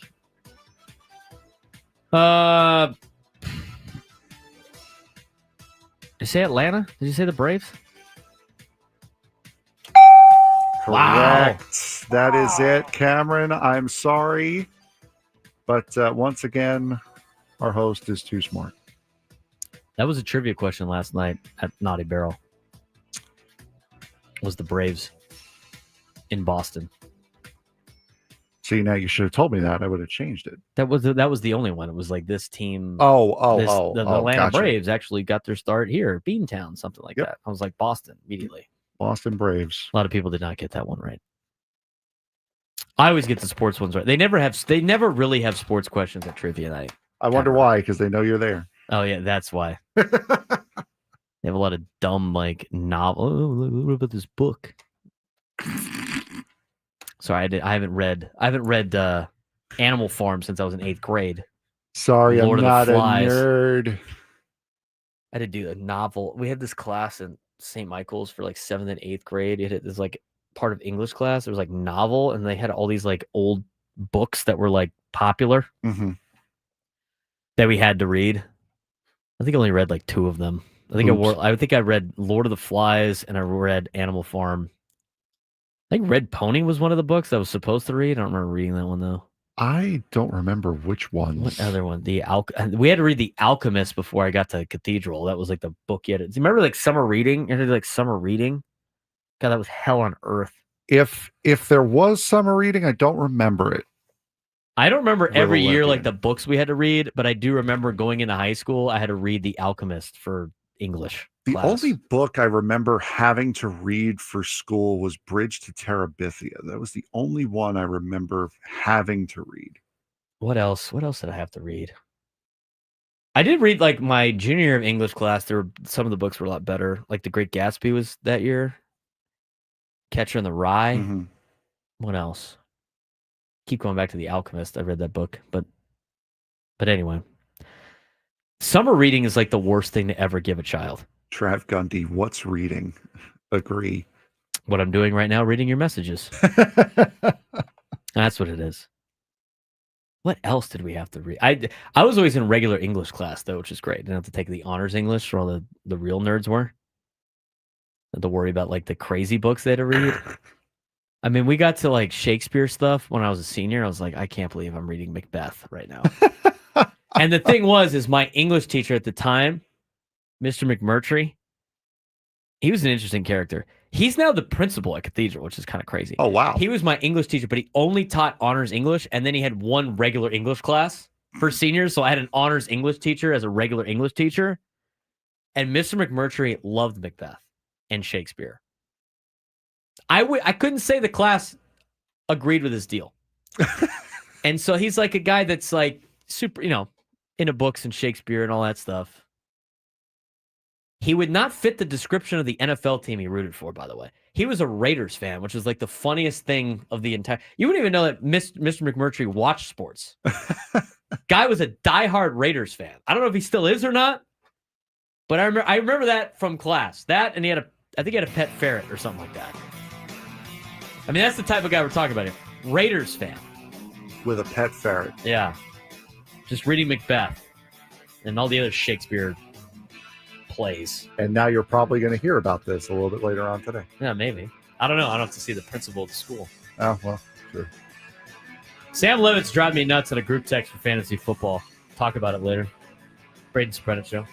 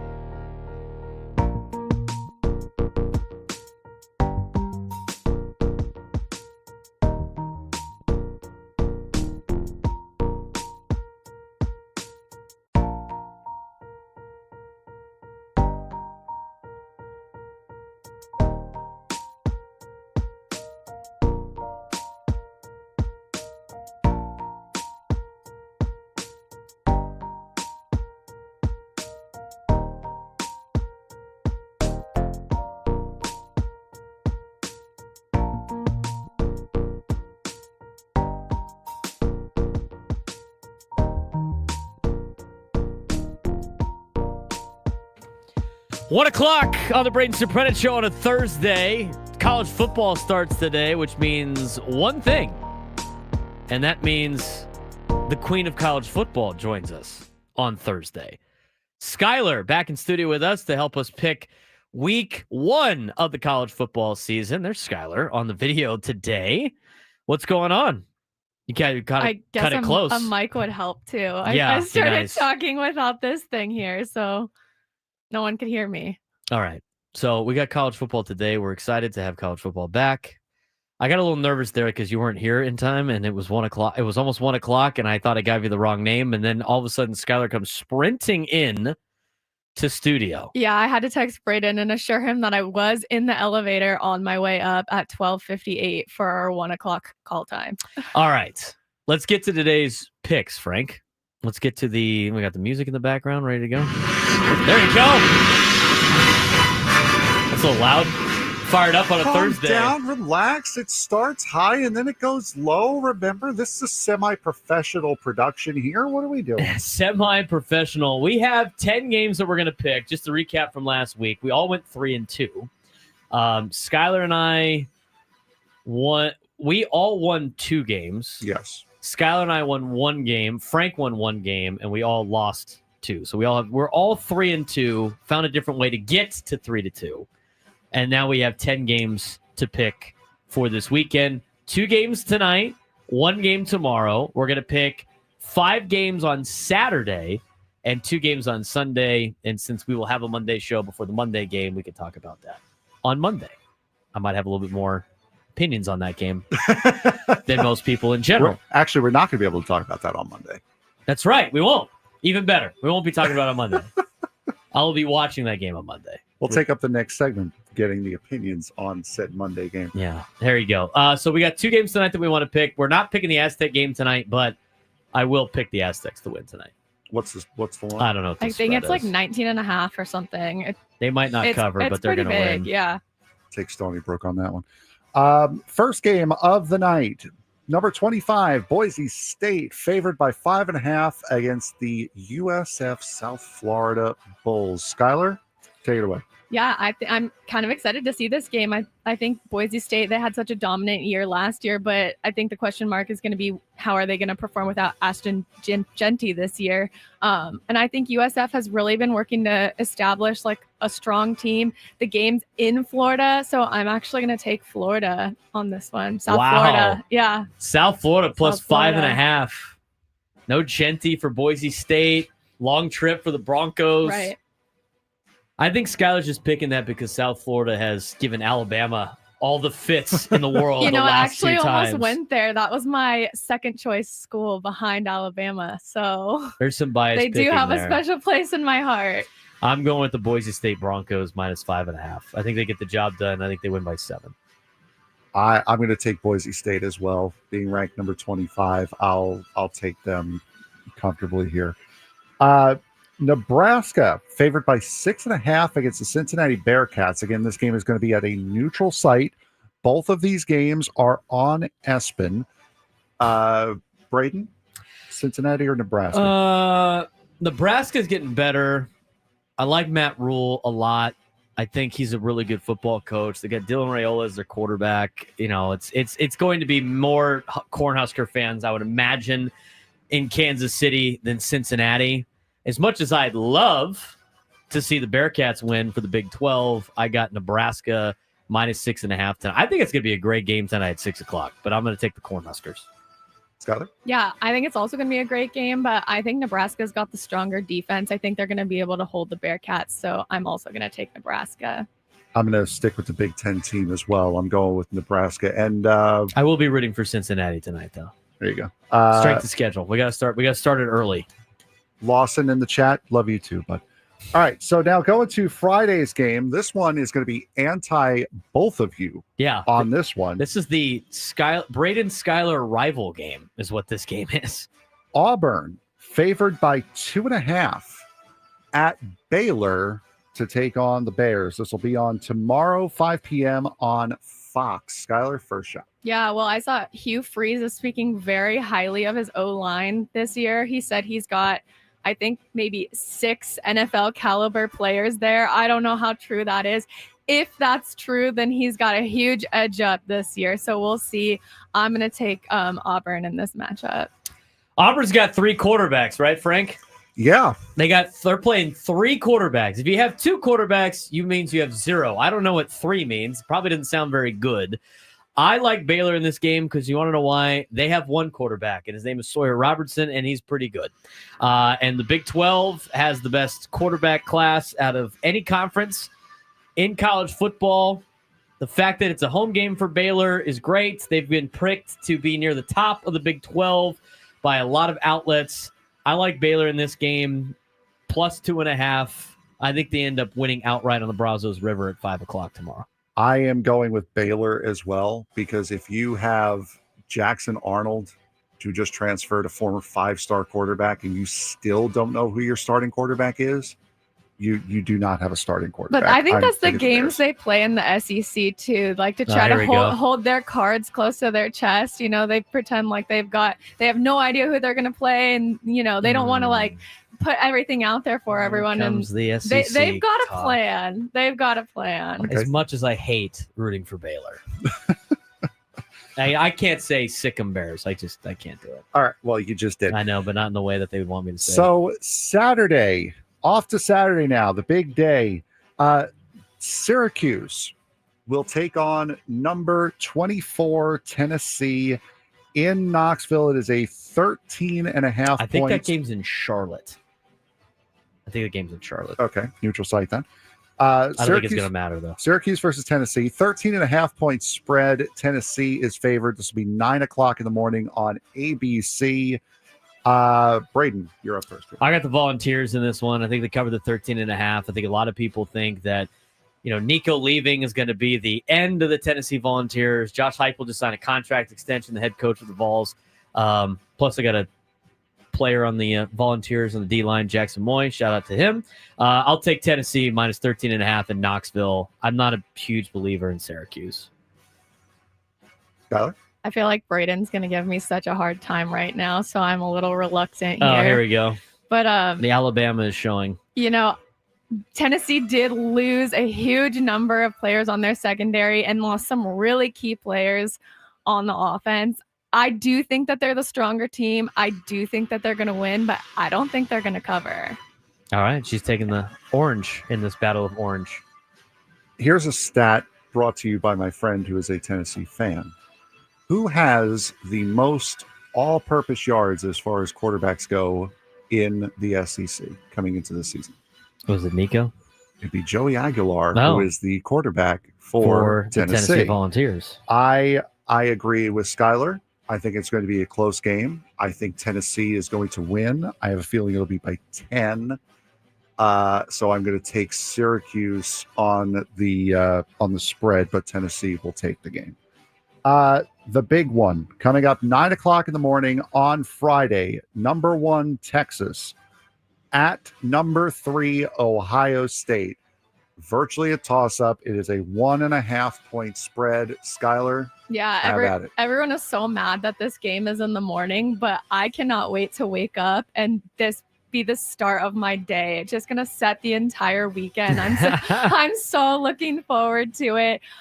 It really truly is a toss-up. These are both such talented teams, and I go back and forth. You could truly flip a coin with who's gonna win this one, but I think because it's gonna be so close, I'm just gonna go with the home team on this one and take Ohio State.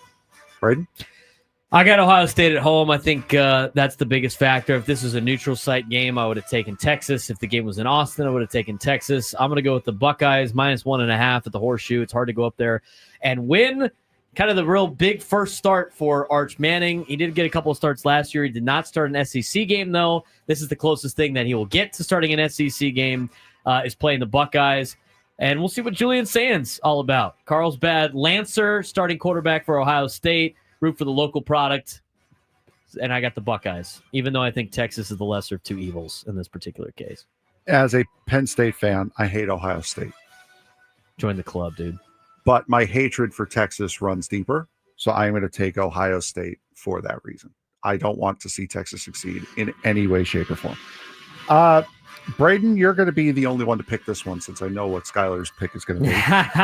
Alabama, 13.5-point favorites at Florida State. This is going to be at 12:30 on ABC, so this will be right after the Syracuse-Tennessee game. Braden, who do you got here? Alabama, Florida State. Well, it's very interesting. Same spread as the Tennessee game. Yes. I think Alabama's going to win. I don't think they cover on the road. I think Florida State covers against Alabama. I think Bama wins by 7 at Florida State. Okay. I'll take the Seminoles. Skyler?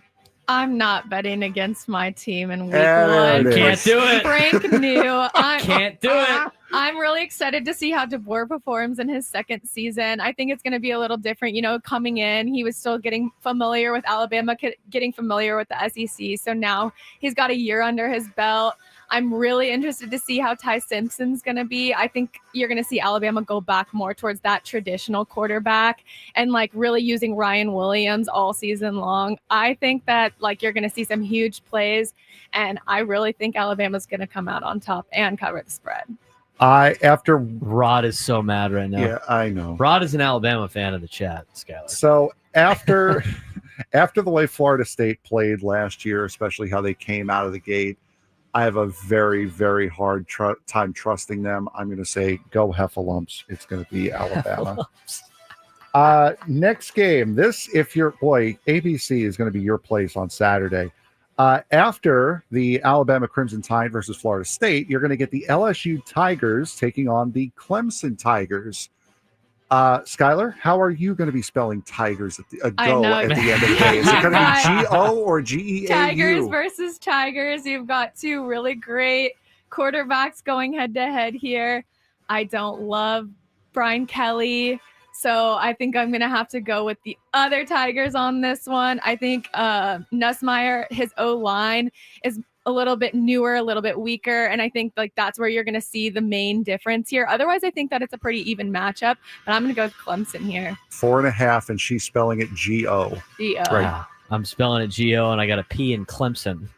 Minus 4.5. The fact that the game's at Clemson, I think, is a big factor as well. I'll take the Clemson Tigers at home, 4:30 on ABC. We're all going to spell it G-O. I don't see Clemson losing at home against LSU. I know Nussmeier is supposed to be very, very good this year, but I can't see Cade Klubnik, who is already the runaway favorite for the Heisman this year,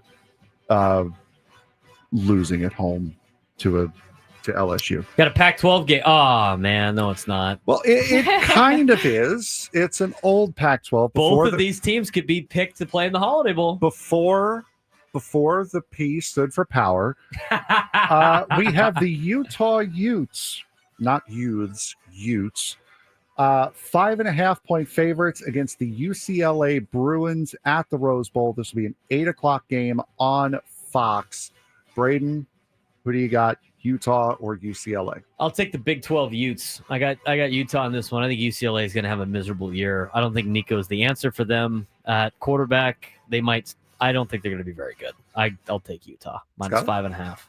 I think I'm going to go opposite on this one. I think if the game was a little bit later on in the season, if they were playing in Utah, I would consider maybe going Utah. I think Nico might do some interesting things with UCLA, and I think that it's going to be really fun to watch and see what they do. So I'm going to take UCLA with this one. I'm going to take UCLA as well. I think Nico's going to give a different look to that UCLA offense. All right, couple of games we got to go a little quick here. Sunday, Skyler, your first pick. Virginia Tech versus South Carolina. Gamecocks favored by 7.5. This will be a 12:00 game on ESPN. Take a pick. Yeah, I think this is going to be a huge game for Shane Beamer, and I really like him a lot. I watched him on the Netflix SEC documentary, and he really grew a place in my heart, so I'm going to be rooting for him. He really stands behind his team, and I think they'll be able to cover the spread. I got South Carolina at home against Vatek. South Carolina, same here. The Notre Dame Fighting Irish are 2.5-point favorites against the number 10 Miami Hurricanes, 4:30 p.m. on ABC. Braden, you got the last pick. In correction there, Virginia Tech, South Carolina is being played in Atlanta. This game is actually at Miami. I like Notre Dame in this one. I'm not a big Carson Beck fan. I don't think he's very good. I know Miami loaded up in the transfer portal. Notre Dame coming off of a great season last year. I like them on the road to knock off Miami on Sunday. Skyler.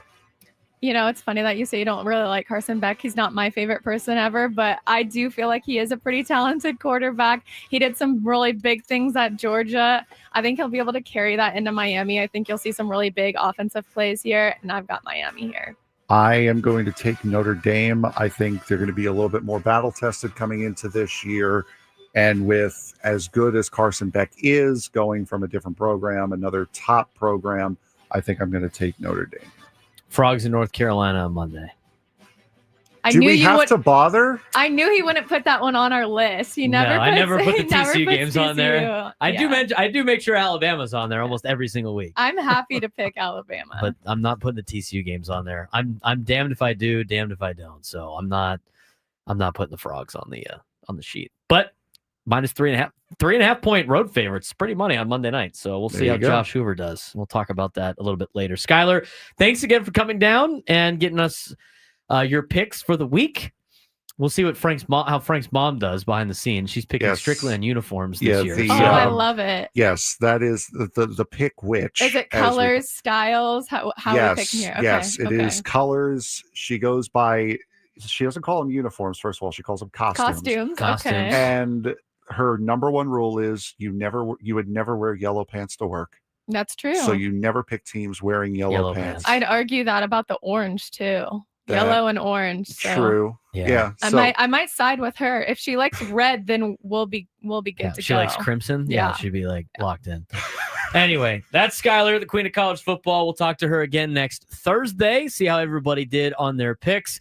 Big weekend of college football. When we come back, we'll talk a little bit more about that, dive back into Padres baseball, and to finish up the show, Eddie Brown will join us to get you ready for your fantasy drafts. I have one tonight. Sam Levitt is blowing up our phones for this draft. I'll tell you what that means when we come back.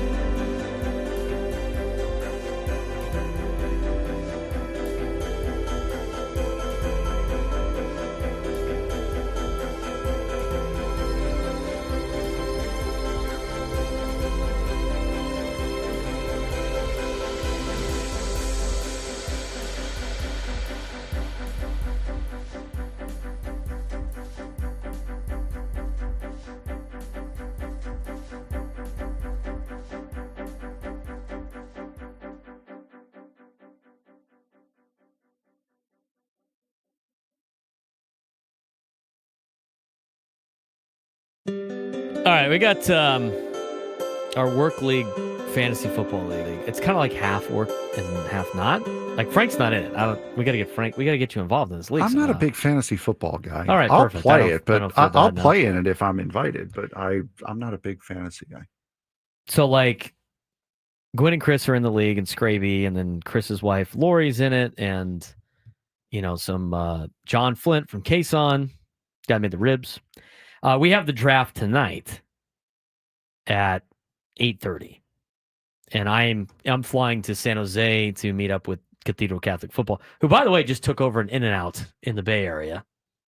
It's just littered with Dons everywhere. But anyway, I have to fly up there for the game. We play tomorrow, so I'll be doing the show from San Jose tomorrow. And I got the draft tonight. And so, we have a keeper in this league. So anybody that you drafted the previous year, the 5th round and on, is eligible to be your keeper for this season. And you can have the same keeper 2 years in a row, and then that's it. And where that player was drafted last year is where you get him this year. You follow me so far? Yes. Yep. Okay. So if I drafted just Travis Kelce. Yeah, if I drafted Travis round. Kelce in the 6th, I get Kelce in the 6th. You get Kelce in the 6th if he is your keeper. Yes. You can only use the same guy twice, a max. So I had Joe Mixon 2 years in a row as a keeper because it was the 9th round or something like that. And then what was the other? I think that's it with the keeper rules. So I'm keeping Brian Thomas Jr. because he's an 8th round pick from a year ago. And the other thing is if you draft this guy, he has to be on your team for the entire season for it to count as the keeper. So I got Brian Thomas Jr. already locked in for the 8th round. So today, everybody's still trying to figure out their keepers and everything like that. And our boy Sam Lev, our boy Sammy, dude, I was just he goes, he texts today. And by the way, the group text has when our draft time is and everything like that. He texts today, what time is the draft tonight? The group text. Oh boy. And then he draws the foul. And somebody goes 5:30 Hawaii time. Which is correct. It's 8:30. Which is correct. 5:30 Hawaii time. And then Sam goes on to say, how do I see when I drafted someone last year? He draws the foul. I don't know where everybody else finds it in the draft history. And then nobody responded to him. And then he goes, I figured it out. And then he goes, are we a PPR league? This is his 2nd year in the league. He draws the foul. I responded with, Sam, read the rules, man. It says rules. Just read them. And then he puts in the group chat, I will be declining a keeper selection. Unbelievable. Oh, I'm just stupid. To be fair to Sam, he's got a lot of prep work with Arizona State to do. Yeah, he's getting ready for He's getting ready for NAU. Exactly. He's getting ready for the Minnesota Twins. We gotta give him a little bit of slack here. Oh my God, dude. Read the rules? Maybe? I was reading the, and by the way, this is all happening during the round table. Right, it's just when everyone is the most available. That's right, to answer the questions about the fantasy. What time is our fantasy draft? It says it on the website. How do I find out where I drafted last time? It's on the website. Are we a PPR? It's on the website. I should just put that every single time. It's on the website. It's under the sauce. We made fun of Sam enough yesterday. He brought it upon himself. I mean, he just pressed his face against that window, which is gross. Sam was on one yesterday. He was fired up for Padres baseball. It's a bold choice, Cotton. Let's see if it pays off for him. Go Aztecs. I don't know if his tongue touched the window or not. I cannot confirm nor deny Sam's tongue touched the window of the glass here. I got you. You were dead. Yes, right at the end of the show. So bad. I was not expecting that at the end of the show yesterday. I got you bad. Anyway.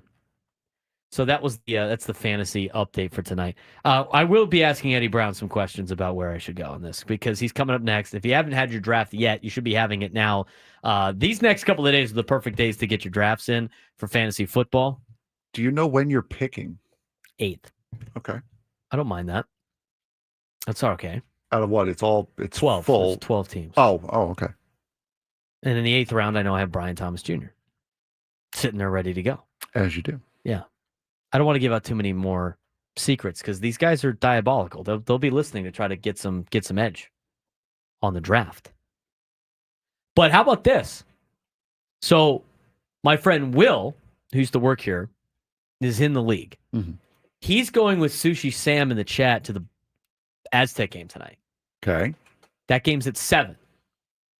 That other group chat with my friends, he's going to bring his laptop to the Aztec game. Oh, gosh. To try to do the fantasy football draft at the Aztec game. Did we see how that worked with the fan in the bleachers at Wrigley a couple days ago? No, I didn't see that. Didn't go well for him. Did it hit did a home run? Oh, no, it didn't. No, a home run didn't hit, but he definitely got noticed on broadcast and they kept bringing him up. Oh, go Aztecs. Oh, don't be like the Cubs fan. There it is. Yeah, but Sam's got he's got great seats. So he's got to be in a spot where he could post up at a table and stuff and have the laptop. I mean, what's the point of going to the game then? Just want the atmosphere of the Aztec game behind you when you draft in fantasy? I responded with, it's not going to help you, big dog. And he goes, well, I can't draft on my phone. Well, I don't know what to tell you. He even brought a mouse? That's crazy. I hope Will brings a mouse. I hope he's just like posted up, that Cubs fan, like an internet cafe. Yeah, that Cubs Aztec fan had game. a full setup. Like he had his own little table, not like a table, like something he could put on his lap. He had his laptop. He had a full mouse. He was hooked up. Was he drafting, or do you think he was working? Most likely working. What's the point of going to the game then? I don't know. Why spend money to work? That's the question. Am I asking questions I don't even know the answers for? No, you're asking logical questions that only the answer would infuriate you, probably. Yeah, that's probably it. Said he worked in finance. Well, good for him. Maybe that's why he can afford to do both of those things. As you do. Do the Cubs at least win? I don't know. Speaking of the Cubbies right now, they're tied against the Giants 2-2 in the 4th inning right now. One of the games we're watching. How about the Bill Chrismat today? Yeah. Doing well. What was that, 5 innings? Yeah. The Bill threw today? Diamondbacks up 6-4 on the Brewers. We're going to need that kind of energy against the Dodgers there. We're going to need that kind of energy against the Dodgers. Let's not let this dissipate, please. Yeah. Jake Waters, why work from home when you can work from the bleachers? You know what? I'm starting to understand it a little bit. We personally can't do that. That would be illegal. That's called disseminating without written consent of Major League Baseball. 5 2/3 out of Nabil Chrismat today. Wow, Nabil. Okay, Nabil. See you, big dog. I want to give a couple. We got Aztec football tonight. We didn't really talk too much about it. I mean, to me, we're going to see what the new Aztecs offense looks like. Yep. They're going to be moving quickly. Sounds like they're going to run the ball a lot. They got a 3-headed monster back there, running back. I'm curious to watch this quarterback situation for San Diego State. I mean, they announced the starter already, but then, Sean Lewis was talking about before he wants kind of both guys to get some reps. One can run, one can throw. I think Stony Brook is a solid FCS team. But I think San Diego State, with the returning defensive players that they have, and Lucky Sutton being the number one back right now, paired with Byron Cardwell and Christian Washington, I think the Aztecs are going to have a good year. I think it's, it might start off a little slow, but it's going to be fun. I'm really interested to see how this team does tonight. Yeah, I think it's going to be a good team. And again, it'll be nice for me as a Long Islander to go out and see Stony Brook play out here. I can't root for them as a Hofstra fan, though. But it is going to be, it's the start of a new deal for San Diego State. You could say all you want, Aztec Fast last year, going into this year. You also have a head coach who's only focusing on head coaching for the right first now. time. which is great. And who's also under contract for the first time as well. So this is going to be a learning game. It's going to be a put the pieces together. This is very much going to be a tune-up game in the most realistic sense for San Diego State. Stony Brook is not going to be a pushover. They've always been a very, very solid D2 school. And now San Diego State, with everything that they're trying to implement, are really going to have to get it together enough to beat Stony Brook tonight. We'll have the recap tomorrow. You going down to the press conference after? Possibly. They do play the presser up in the press box as well. So I'll be one. I wonder if I can stream this on my phone. Or the DirecTV app or something. It's on KUSI, right? Yes, it is. KUSI and the Mountain West Network. All right, I'm going to have to find a way to watch it tonight at my hotel. I think they're watching a movie or something, the team. I'd rather watch college football. I was like, college football's on, right? We could be watching college football. I mean, I love Remember the Titans. It's great. But, like, there's, like, actual football with, like, Don's alumni playing in said game. Like, okay. We'll see what we change there. When we come back, Eddie Brown will give you their latest that you need to know going into the draft, some draft trends, and we'll talk Padres baseball to finish up the show on San Diego's #1 sports station, 97.3 The Fan.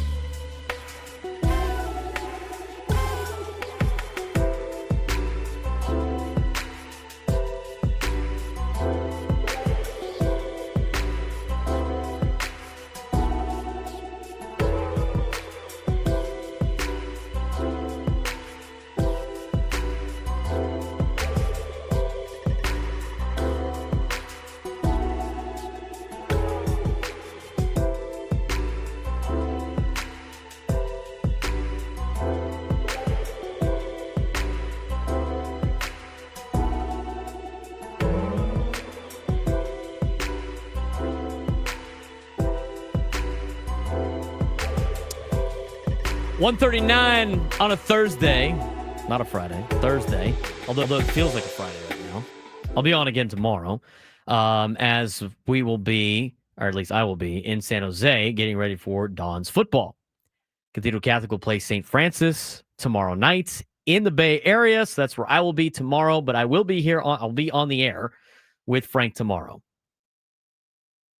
That's coming up. Friday show. Friday show will recap Aztec football, get you a preview of the college football weekend. We'll talk about the Padres and the Twins. We'll go back to some of the Padres topics that we missed today. Maybe we'll recap what the fantasy draft was like last night or tonight. We'll have a couple of those things. Should be a fun time.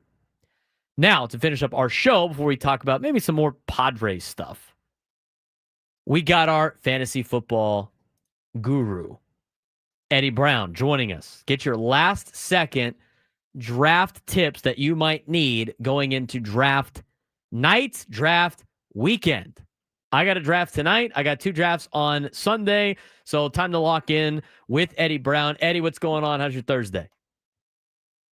Braden, I'm doing great. I'm also in the thick of studying. I have two drafts tonight. They're my first drafts of the year. And then I finish up. I have one on Sunday, Monday, and Tuesday. All right. Sunday, Monday, 2. How many leagues are you in? 5. I've narrowed it down to 5. And those are the core 5. I had to narrow it down. How many were you in before? I'm not sure I want to talk about that. Oh no. We had an intervention. There was a problem. We gotta dock it down a little bit. All right, that's fair enough. I really don't want to do more than 2. But I got roped into a third, so I'm in 3 leagues, and the thing is they're like totally different leagues, all 3 of them. So the draft strategy changes a little bit. We've talked about this the last couple of weeks, but make sure you know your rules before you draft. Seems to be a big cause of a lot of problems. Don't just go off any draft, guides, but last second draft advice for a lot of people that are drafting this weekend. I mean, by now everybody knows. They probably have a first round plan. If you're picking in the top 2 or 3, you're probably thinking about Jamar Chase or John Robinson, or you're going back to Saquon Barkley. Well, if you're at the back end, you've narrowed your list down to probably 5 guys. So if the last day or 2 or whatever, right before leading up to the draft, that's probably when you should focus on okay, who are my core sleepers? Who are these guys that I can draft, in the 8th round, the 9th round, the 10th round, or maybe even the last couple of picks that nobody's really on, or I can just take a flyer on, to enhance the depth in my team. Because what if, we've been talking about Barkley and the fact he had almost 500 touches last year. What if that doesn't work out? Well, the best way to give you some insurance is to draft well in the later rounds. And usually that's where you can get an advantage over the rest of your league mates. Is usually most of the league mates are thinking about, I need to get great starters, and then the rest I'll just kind of make up as I go along. This is where you can gain a little bit of advantage if you take it to the end. We're talking with Eddie Brown, who joins us on the Braden Surprenant show. He's our fantasy football guru, writes for the Union Tribune, does a lot of stuff for NFL draft coverage and fantasy sports. So going into this week, as you have seen from probably a lot of mocks, a lot of different drafts, what are some of the trends that you're noticing, or some of the surprise trends you're noticing as leagues start to draft? It's kind of interesting. One of the things I pay attention to every year is obviously coaching. Where are the hot coordinators ending up? Are they going to be able to replicate? Because obviously they're going to try to replicate whatever success they had that got them the job. So a guy like Ben Johnson, right, obviously turned the Lions into an offensive juggernaut. Is he going to be able to do that in Chicago? A guy like Liam Cohen had a lot of success with Baker Mayfield in Tampa Bay. Is he going to be able to replicate that in Jacksonville? And those are situations where it's well, if you believe that they can do that, or if they're going to come close, okay, well, Baker Mayfield had a career year. So is Trevor Lawrence going to have a career year? Because Trevor Lawrence is getting drafted, I think, as the 20th quarterback in fantasy. So the trends I'm noticing that the Bears are undervalued. I think Ben Johnson is going to have that offense at some point this year roaring. And whether it translates into wins year one, I know there's going to be a lot of pressure for that. Whether it translates into wins or not, I think it's going to translate into points, which translates into fantasy points. I think the same thing with the Jaguars. They're undervalued. I also look at a guy like Cortland Sutton. You know, what's interesting about him is that he was a top 10 wide receiver in fantasy last year, and Bo Nix, that was his rookie season. I think he was even higher in the last 10 games as Sean Payton kind of took the reins off of Nix a little bit. He's getting drafted outside the top 20 at his position going in on I think average ADP. So there's you talk about sleepers, there's some value there. If a guy produced top 10 numbers last year for a rookie quarterback, he's getting drafted outside the top 20. Do you think the Broncos are falling off in year two? Is there something that happened I didn't know about? So that's something I noticed too. There's some undervaluing, and it's all about going in the last few days, figuring out where that undervalue is.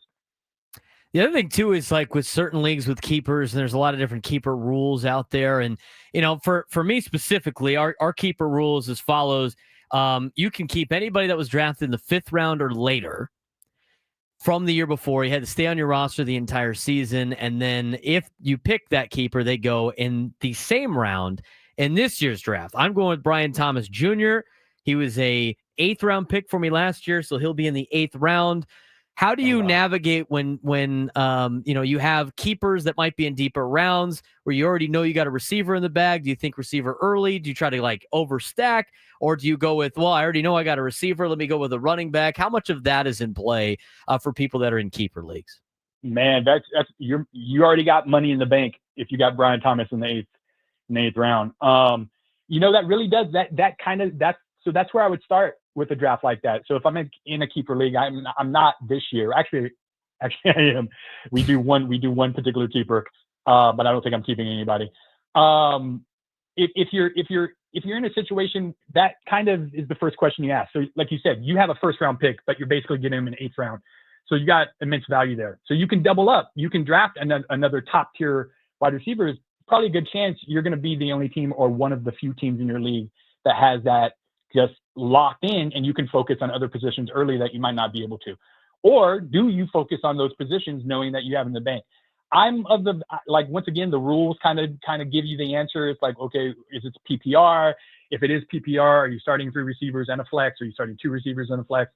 Those are the types of things that you know, the data points that you need to really kind of focus on to make that decision. I love the idea of doubling up or tripling up on a position and just loading up, and then that way, whatever surplus you end up with in season becomes a trade asset. And so whatever deficiency you have in your roster, you could possibly take that one of those trade assets and try to fix it that way. And I like to have that type of ammunition once we get through the first month of the season, and, you know, all the dust is settled, and now we have, you know, more data to go on to see who's actually either breaking out or somebody's falling off, or is there somebody who's going to bounce back after a bad first month. We got a couple of people in the chat that are asking questions, so I might ask one of them just for you know, a little QA for you, Eddie. One fan in the chat is picking 8th in his league on Sunday. He said, would you rather go? And this actually was an interesting question because my brother had this exact same question as he was trying to fantasy football draft while playing softball. That was a story in itself, Eddie. 8th in the league for the draft on Sunday. There's been a lot of questions about, do you go Derrick Henry or do you go with Puka Nacua? Puka Nacua obviously missed a lot of time last year. Derrick Henry up there in age, but has done well now in Baltimore. A little bit of a different situation than Tennessee. I have seen that potential pair a lot for that back end of the 1st round. Man, that's a good question, because the question with Nacua is how much does Devontae Adams, you know, kind of step into his production. I think Nacua obviously is the number 1 guy there, but I think Adams still has a lot left in the tank as well. I love Henry though. Like, the thing is I kind of feel like I contradict myself, because I'm telling people, hey, beware of Saquon Barkley. But Henry put up a lot of touches last year too and had a lot of production. Usually that falls off. It's just the difference between Henry and Barkley is that Henry's outside of 1 year, and he came back even stronger than ever. Outside of 1 year, 1 injury, he's almost proven indestructible, and he's kind of an outlier when it comes to running backs in the history of the NFL. If you can get him at the back end of the 1st round, I think that's a hard value to pass up, especially with the equity he has and the touches he has in that offense. I would favor getting a guy like Ashton Genty in the fresher legs. I would favor getting a receiver like Malik Neighbors at that point over Nacua. But if you're picking between Henry and Nacua, I'm probably going to go with Henry. We're talking with Eddie Brown from the San Diego Union Tribune. He is our fantasy football expert that joins us each and every Thursday. Obviously next week we'll have the game to talk about, do some daily fantasy mixed in as well. But when looking at, this particular list, there's a couple of names that stick out to me. It's always hit and miss. And a guy like Christian McCaffrey is one of those guys that when he's on and not injured, it's a big year. But he is very injury prone. That's a name that really sticks out. How are you treating Christian McCaffrey in this year's draft? Oh man, it's one of those things where, like you said, when he's on the field, he's money. No question. It's just about how long is he going to be able to stay on the field, and what is your backup plan? You have to consider him any time after the top, probably 4 or 5 picks.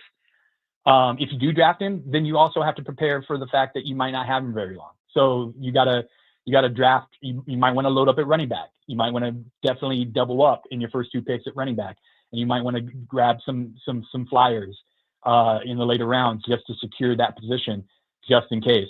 But you'll know early on, whether that Achilles and everything that he was dealing with last year is better.